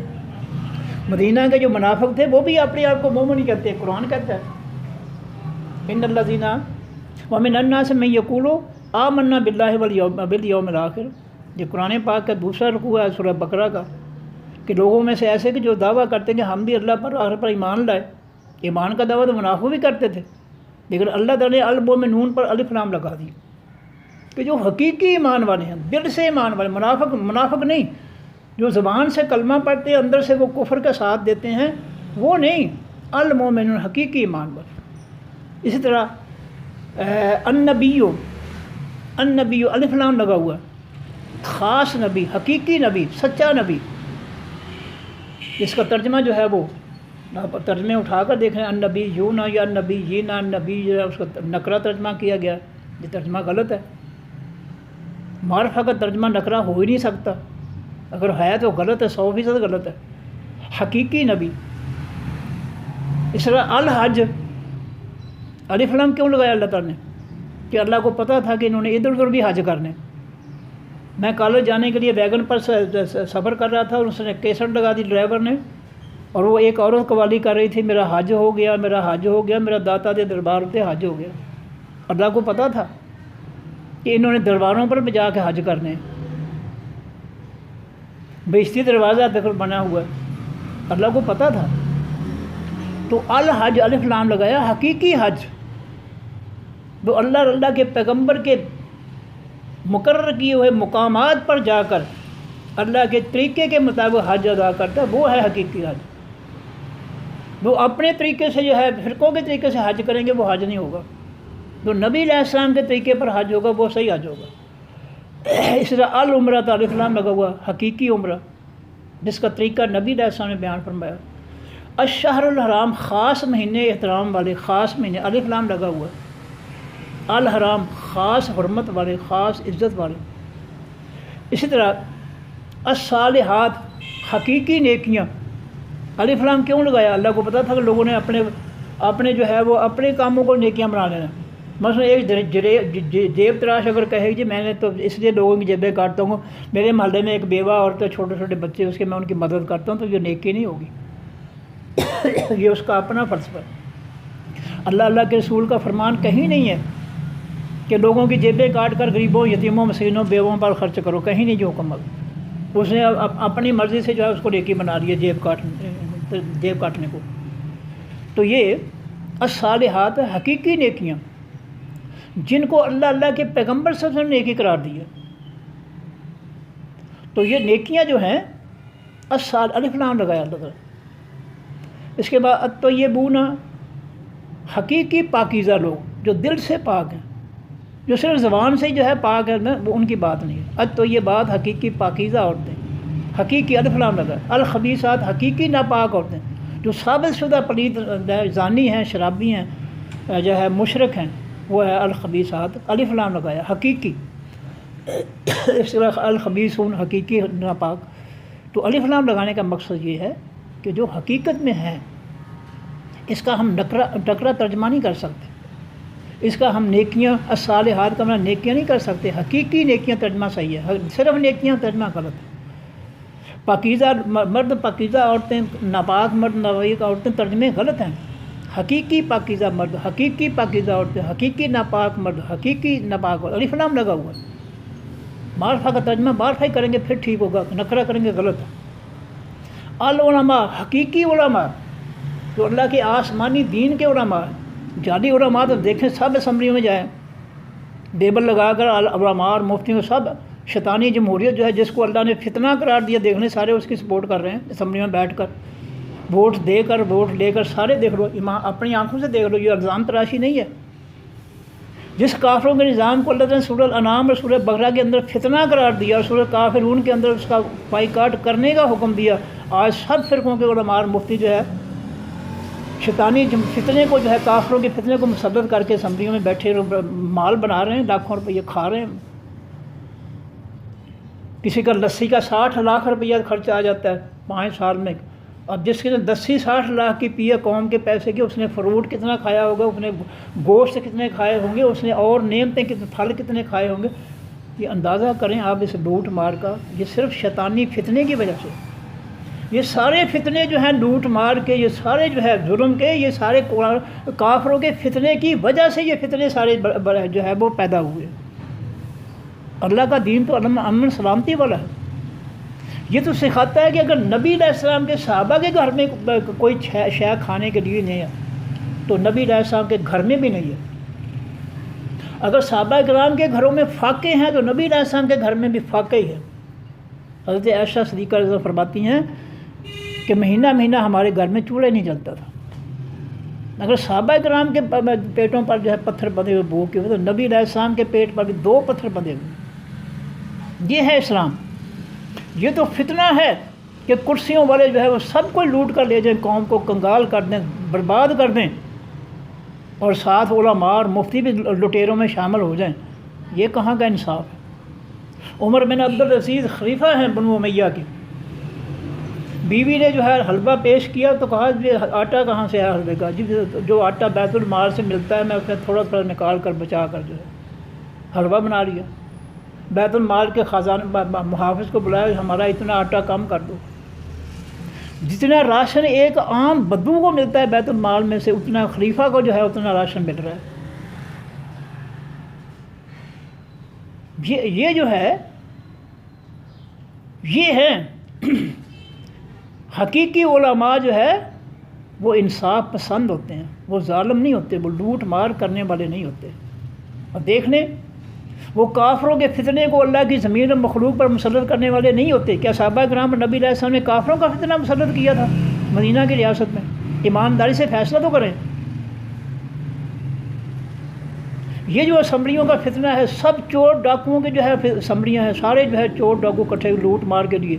ان کے ساتھ علماء اور مفتی بھی بیٹھ گئے اسی کام کے لیے. اور پھر 1973 کے آئین پر جو ہے کفر کے فتنے پر جو ہے اسلام کا لیبل لگا دیا اسمبلی میں. ایک مولوی ٹی وی پہ کہتا ہے جی یہ 1973 کا جو آئین ہے یہ اسلام کیوں نہیں ہے، ہمارے علماء اور مفتیوں نے اس کو پاس کیا تھا لہذا یہ اسلام ہے. اچھا یہ جو اسلام کی ڈیفینیشن ہے یہ قرآن میں کہاں ہے؟ نبی علیہ السلام کے فرمان میں یہ کہاں ہے کہ جو ہے جس فرقے کے جو ہے علماء جو ہے کفر کے نظام پر اسلام کا لیبل لگا دیں تو وہ اسلام ہو جائے گا؟ کہاں لکھا ہوا؟ اس کو تو دنیا کی عقل بھی نہیں مانتی. ایک جاہل آدمی نہیں مانے گا کہ اگر اسمبلی میں کسی خنزیر پر جو ہے لیبل لگا دیا جائے کہ یہ چھترا ہے تو وہ چھترا بن جائے گا. کہ ایک جاہل آدمی نہیں مانے گا اس کو کہ لیبل لگانے سے خنزیر بکرا تو نہیں بن جائے گا.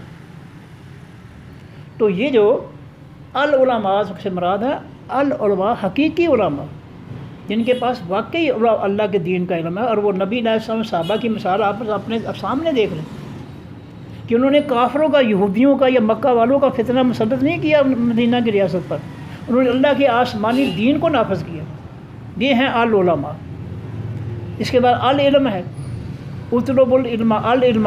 العلم سے مراد ہے دین حق کا علم، آسمانی دین کا علم. الف لام لگو، خاص علم، عام علم نہیں ہے. اس میں دنیاوی علوم نہیں آئیں گے. جو نبی علیہ السلام نے فرمایا کہ ہر مسلمان مرد اور عورت پر جو ہے علم حاصل کرنا لازم ہے، تو العلم ہے وہاں پر خاص علم، یعنی دین کا علم جو ہے یہ لازم ہے. باقی یہ سائنس ریاضی یہ لازم نہیں ہے بچوں کے لیے. جس کی صلاحیت ہے وہ پڑھ لے، جس کی نہیں صلاحیت وہ نہ پڑھے. جو لازم علم ہے وہ قرآن و سنت کا ہے. الیتیم حقیقی یتیم، یہ سیاسی یتیم نہیں ہونے چاہیے. سیاسی یتیم، جھوٹے یتیم، جعلی یتیم نہیں ہونے چاہیے. الیتیم حقیقی یتیم جو ہے وہ ہم مستحق ہیں کہ ان کو زکوٰۃ دی جائے، صدقات دیے جائیں. المساکین، یہ الف لام لگا ہوا، جو حقیقی مسکین ہے، واقعی مسکین ہے، ان کو دو. الصراط المستقیم، خاص راستہ، حقیقی سیدھا. خاص راستہ کون سا؟ یہ عام راستہ نہیں ہے، عام سڑک نہیں ہے کسی کی جانب. یہ الصراط الف لام لگایا، یہ راستہ سے مراد ہے قرآن کا راستہ. قرآن، صاحب قرآن نبی علیہ السلام کا راستہ مراد ہے. اس کے بعد ہے ابن السبیل. السبیل الف لام سے معرف ہے، خاص راستے کا بیٹا، یہ مسافر. خاص راستہ، وہ چوری کرنے کا راستہ، ڈاکہ مارنے کا، قتل کرنے کا راستہ نہ ہو. جو قتل کرنے کے راستے پر چلے، چوری کرنے کے راستے پر چلے، اس کی مدد نہیں کرنی. جو خاص راستے، بھلائی کے راستے پر چل رہا ہے، اس کی مدد کرو. الدین الف لام سے معرف ہے، دین. ہر دین نہیں، خاص دین جو آسمان سے اترا ہے. الاسلام خاص اسلام، الف لام جو آسمان سے اترا ہے. جو لوگوں نے گھڑ دیا اپنے اپنے فرقوں کا اسلام اور دین جو اللہ تعالیٰ بنا دیا، وہ نہیں، الف لام لگا دیا. تو یہ دوسری بات تھی ترجمے کے ضمن میں کہ اس میں معرف اور اس میں نکرہ کا خیال رکھنا چاہیے. اور اس میں نکرہ جو ہے اس کا ترجمہ نکرہ میں ہونا چاہیے، اس میں معرفہ کا ترجمہ اس میں معرفہ میں ہونا چاہیے. یہ جو جلال بچی ہوئی ہے کہ معرفہ کا ترجمہ نکرہ میں، نکرہ بمعرفہ، یہ بالکل غلط ہے، 100% غلط ہے. اس کے بعد یہ ہے کہ گرامر کا بھی اصول ہونا چاہیے. ترجمے میں گرامر جو ہے وہ بھی ہونی چاہیے. مثلا سورہ جو ہے مائدہ کی آیت ہے، فَاغْسِلُوا وُجُوهَكُمْ وَأَيْدِيَكُمْ، کہ اپنے چہروں کو دھو، اپنے ہاتھوں کو دھو. وَأَرْجُلَكُمْ إِلَى الْكَعْبَيْنِ وَامْسَحُوا بِرُؤُوسِكُمْ وَأَرْجُلَكُمْ إِلَى الْكَعْبَيْنِ. وَامْسَحُوا بِرُؤُوسِكُمْ، امسحوا فعل امر کے ساتھ بے حرف جار آ گیا. اس بے حرف جار کی وجہ سے برؤوسکم، رؤوس ہونے سے رؤوس سے ہو گیا، زیر آ گئی، بے حرف جار کی وجہ زیر آ گئی. لیکن اس کے بعد جو ہے وہ ارجلاکم، ارجلا آخری حرف جو ہے وہ لام ہے، لام پر زبر ہے. اگر یہ مسح کے ضمن میں آتا، پاؤں جو ہے مسح کے ضمن میں آتا تو بے حرف جار کی وجہ سے اس کے آخری حرف لام پر زیر ہوتی، بے ارجولے ہوتا. بے جو ہے وہ رؤوسکم و ارجلکم ہوتا. اگر یہ سر کے ساتھ مسح کا مسئلہ ہوتا ہے پاؤں کا تو یہ ارجلے ہوتا، لیکن یہ ارجولا ہے. جس اسم کے آخر میں زبر آئے وہ پیچھے والے فعل کا مفعول ہوتا ہے. تو ارجولا لام پر زبر کی وجہ سے ایک سے روح کا تم دھو لو ارجلکم، اپنے پاؤں کو، یہ ایک سے روح کا مفعول ہے. یہ بے حرف جار کا مجرور نہیں ہے. اگر یہ بے حرف جار کا مجرور ہوتا اور مسح کے ضمن میں آتا تو اس کے لام کے نیچے زیر آتی، ارجلے ہوتا. تو یہ اس میں گرامر کا بھی دخل ہے، گرامر بھی آنی چاہیے کہ ایک سے رو فَاغْسِلُوا وُجُوهَكُمْ وَأَيْدِيَكُمْ إِلَى الْمَرَافِقِ وَامْسَحُوا بِرُؤُوسِكُمْ وَأَرْجُلَكُمْ. اگر برؤوس سے کم سر کے مسے کے بعد جو ہے پاؤں کا مسا ہوتا تو ارجولا نہ ہوتا، پھر ارجولے ہوتا، لام کے نیچے زیر ہوتی. چونکہ زبر ہے ارجولا کے نام پر، اس لیے یہ وجوہ کے ساتھ اس کا تعلق نہیں ہے، مسح والے مسئلے کے ساتھ، روسے کے ساتھ والے جملے کے ساتھ اس کا تعلق نہیں ہے. اس کا یہ جو ہے ایک سے روح فعل امر کا مفعول ہے، اس لیے اس کے آخری لام پر زبر آئی ہے تو یہ مفعول ہے، اور مفعولی حال میں اس کو دھونا ہے. ایک سے روح کا مفعول بناتے پاؤں کو دھونا ہے، پاؤں کا مسح نہیں ہے. اس کے بعد ہے ناسخ منسوخ کا بھی علم ہونا چاہیے ترجمہ کرتے ہوئے.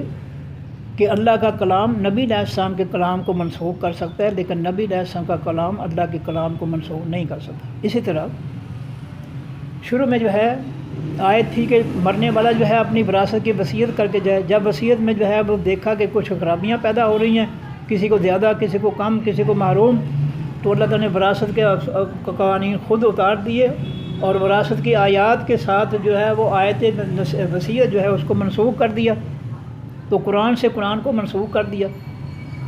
اسی طرح جو ہے کہ لا مبدلہ لا تبدیل لکلمات ہی، اللہ کے فیصلوں کو کوئی تبدیل نہیں کر سکتا، یہ نظریہ جو ہے ترجمہ کرتے ہوئے، تفسیر کرتے ہوئے یہ ہونا چاہیے۔ اس کے بعد ہے کہ موقع محل کے مطابق جو ہے وہ لفظ کا، کیونکہ ایک ایک لفظ کے کئی معنی ہوتے ہیں، اس لیے موقع محل کے مطابق اس کا جو ہے معنی ہونا چاہیے۔ مثلا سورۃ احزاب کی آیت ہے ازواج مطہرات کے ساتھ کے لیے کہ یا نساء النبی من یات منکن بفاحشۃ مبینۃ۔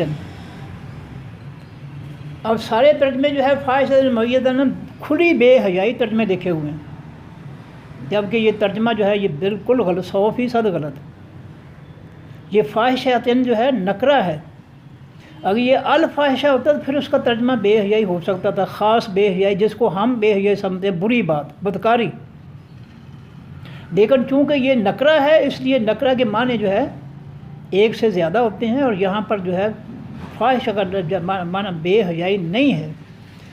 صلاح الدین یوسف صاحب نے جو تفسیر لکھی ہے اس میں بھی اس لفظ کا معنی جو ہے گمراہی ہے، بفاحشۃ مبینہ، کھلی گمراہی۔ جس تفسیر کو جو ہے صوفیوں نے چھاپا اور حاجیوں کو تقسیم کرتے رہے وہ۔ اس کے علاوہ جو مکہ کی تفسیر ہے اس میں بھی جو ہے زلالہ کا لفظ ہے، فاحشہ کا معنی زلالہ۔ صلاح الدین یوسف صاحب نے اس کو گمراہی اس کا معنی فاحشۃ مبینہ، کھلی گمراہی قرار دیا، ترجمہ کیا، اور مکہ کی تفسیر جو عربی ہے اس میں انہوں نے بھی اس کو گمراہی جو ہے وہ گمراہی جو ہے ترجمہ اس کا کیا۔ لیکن اس سے گمراہی سے کم تر بھی ترجمہ ہو سکتا ہے۔ قرآن پاک کے حوالے سے میں بیان کرتا ہوں کہ اللہ تعالیٰ فرماتے ہیں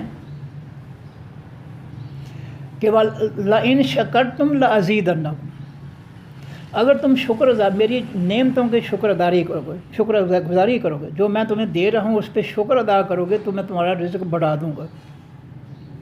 وَلَئِن كَفَرْتُمْ إِنَّ عَذَابِي لَشَدِيدٌ، اگر تم ناشکری کرو گے تو پھر میں عذاب شدید عذاب دوں گا۔ اب معاملہ یہ ہے کہ نبی علیہ السلام کے ازواج مطہرات نے مطالبہ کر دیا نبی علیہ السلام سے کہ ہمارے مہینے کے جو خرچہ ہے اس میں اضافہ کیا جائے۔ اب نبی علیہ السلام کے پاس تو تھا کچھ نہیں جمع کہ وہ دے دیتے فوراً کہ لے لو، وہ پریشان ہو گئے نبی علیہ السلام۔ اب یہ آیت اللہ تعالیٰ نے اتار دی۔ اب معاملہ کیا ہے کہ انہیں خرچے کا انہوں نے مطالبہ کیا کہ اضافہ کر دو،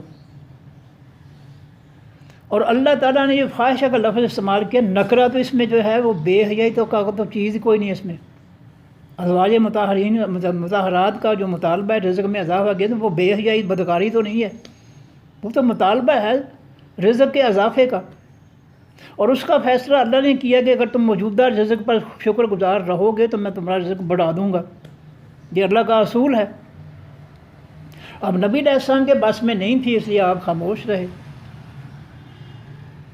تو یہ جو ہے موقع کے مطابق جو ہے لفظ کا معنی ہونا چاہیے کہ یہاں ازواج مطہرات جو ہے وہ خرچ میں اضافے کا مطالبہ کر رہی ہیں، وہ کوئی بے حیائی کا کام نعوذ باللہ نہیں کر رہی ہیں، کوئی بدکاری کا نعوذ باللہ کام نہیں کر رہی ہیں۔ تو یہاں پر جو ہے سارے ترجمے جو ہے کھلی بے حیائی، اور اس بے حیائی کا مفہوم وہی ہے جو ہم لیتے ہیں، جبکہ اس کا مفہوم ترجمہ اور مفہوم جو ہے وہ گمراہی ہے عربی تفسیر کی اور صلاح الدین یوسف صاحب کی تفسیر کے مطابق۔ اور قرآن پاک کی جو میں نے ایک طالب ناقص جو ہے کم علم طالب علم جو ہے وہ میرے نقطہ نظر سے وہ بے شک کوئی نہ اس کو مانے، جو ہے اس کو غلط سمجھ لے، مجھے کوئی اس کا کوئی فکر نہیں ہے، لیکن میری ایک جو ہے وہ قرآن پاک سے استنباط ہے کہ اللہ فرماتے ہیں کہ لَئِن شَكَرْتُمْ لَأَزِيدَنَّكُمْ، اگر میرے دیے پر شکر کرو گے تو بڑھا دوں گا۔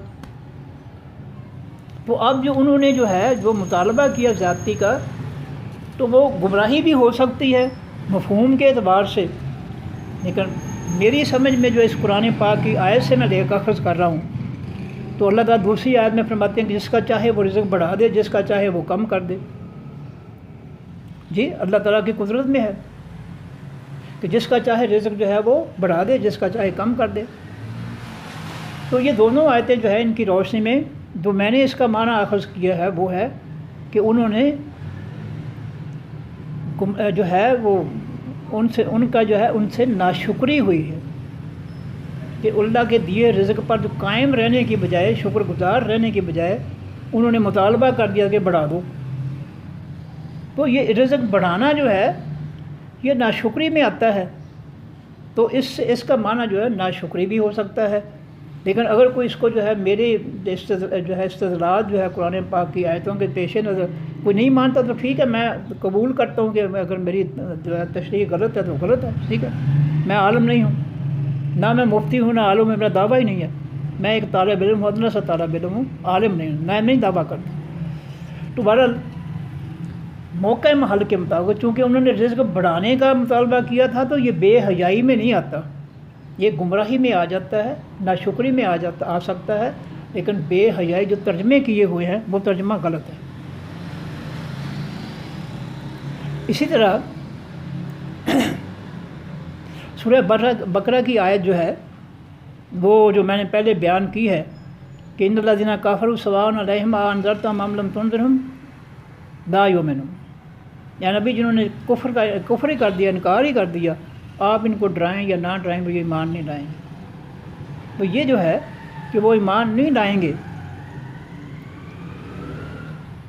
تو وہ کافروں کی طرف سے کفر پر ڈٹ جانا جو ہے اس کے نتیجے میں اللہ تعالیٰ نے جو ہے ان کے سیل بند کر دیے دل اپنی ہدایت کے لیے، کہ جب تک یہ کفر نہیں نکالوں گے اپنے دلوں سے اس وقت میری ہدایت ان دلوں میں، ناپاک دلوں میں داخل نہیں ہوگی۔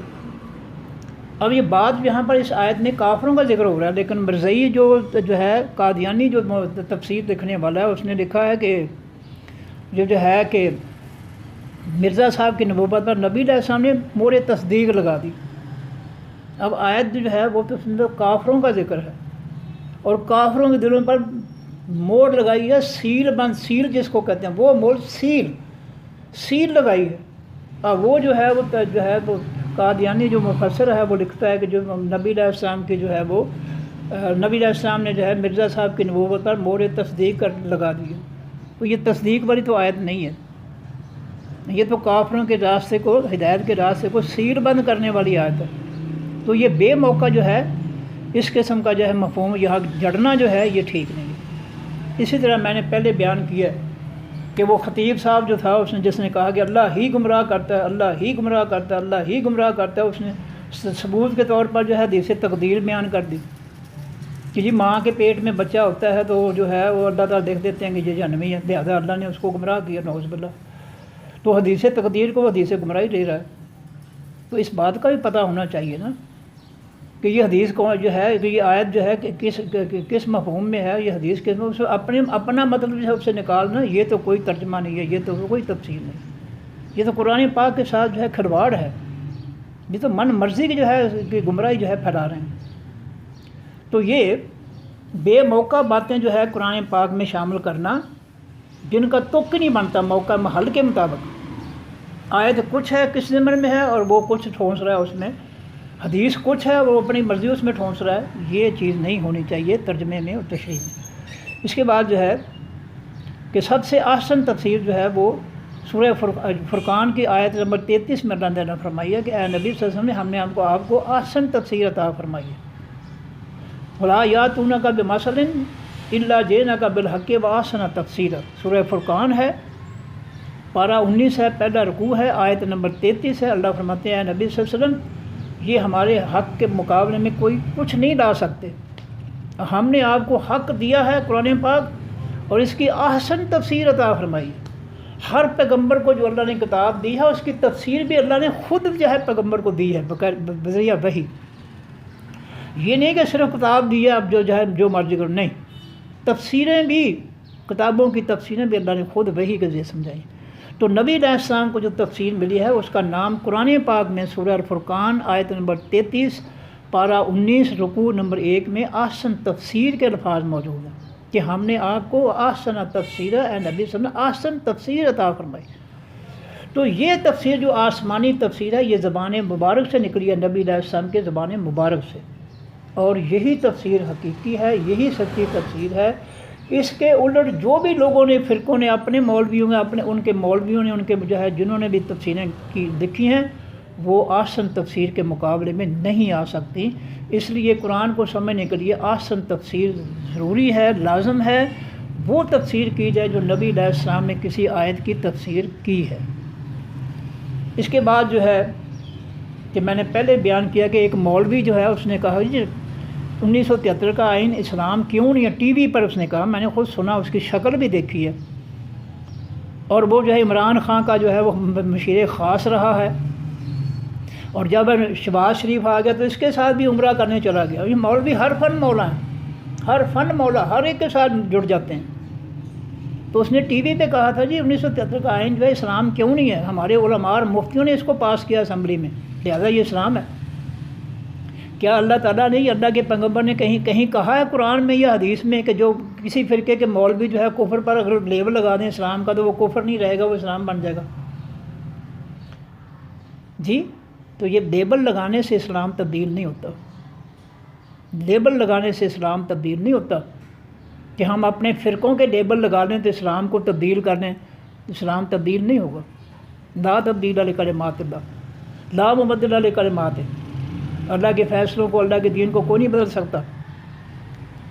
اس کے بعد ہے کہ آیات کی تفسیر اسوہ حسنہ سے ہونی چاہیے کہ نبی علیہ السلام نے اس آیت کا کیا مفہوم لیا اور کس طرح عمل کیا اس آیت پہ۔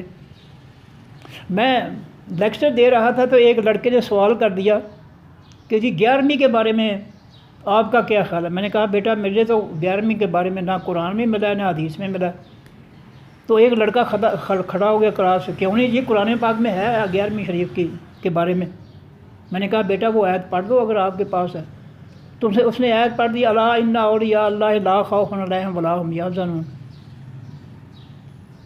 یہ آیت اس نے پڑھ دی۔ میں نے کہا بھی یہ آیت جو اگر آپ کہتے ہیں کہ اس سے 11ویں شریف ثابت ہوتی ہے تو یہ آیت آپ کے مولوی پر نازل ہوئی تھی یا نبی علیہ السلام پر؟ کہتے ہیں نبی علیہ السلام پر۔ تو میں نے کہا پھر اللہ تعالیٰ کہ نبی علیہ السلام نے صحابہ کرام نے اس سے 11ویں کیوں نہیں نکالی؟ تو خود ہی کہتا ہے جی جو اس وقت جو ہے 11ویں والے پیر پیدا ہی نہیں ہوئے تھے، وہ ساری کلاس کرتے ہیں سر یہ پاگل ہے، یہ پاگل ہے۔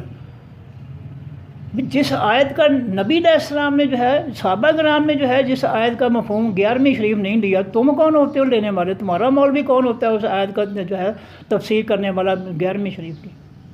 تو قرآن آیات کی تفسیر جو ہے اسوہ حسنہ سے ہونی چاہیے، جو نبی علیہ السلام نے فرمایا اور جو نبی علیہ السلام نے کیا، یہ تفسیر اور مفہوم ہونا چاہیے۔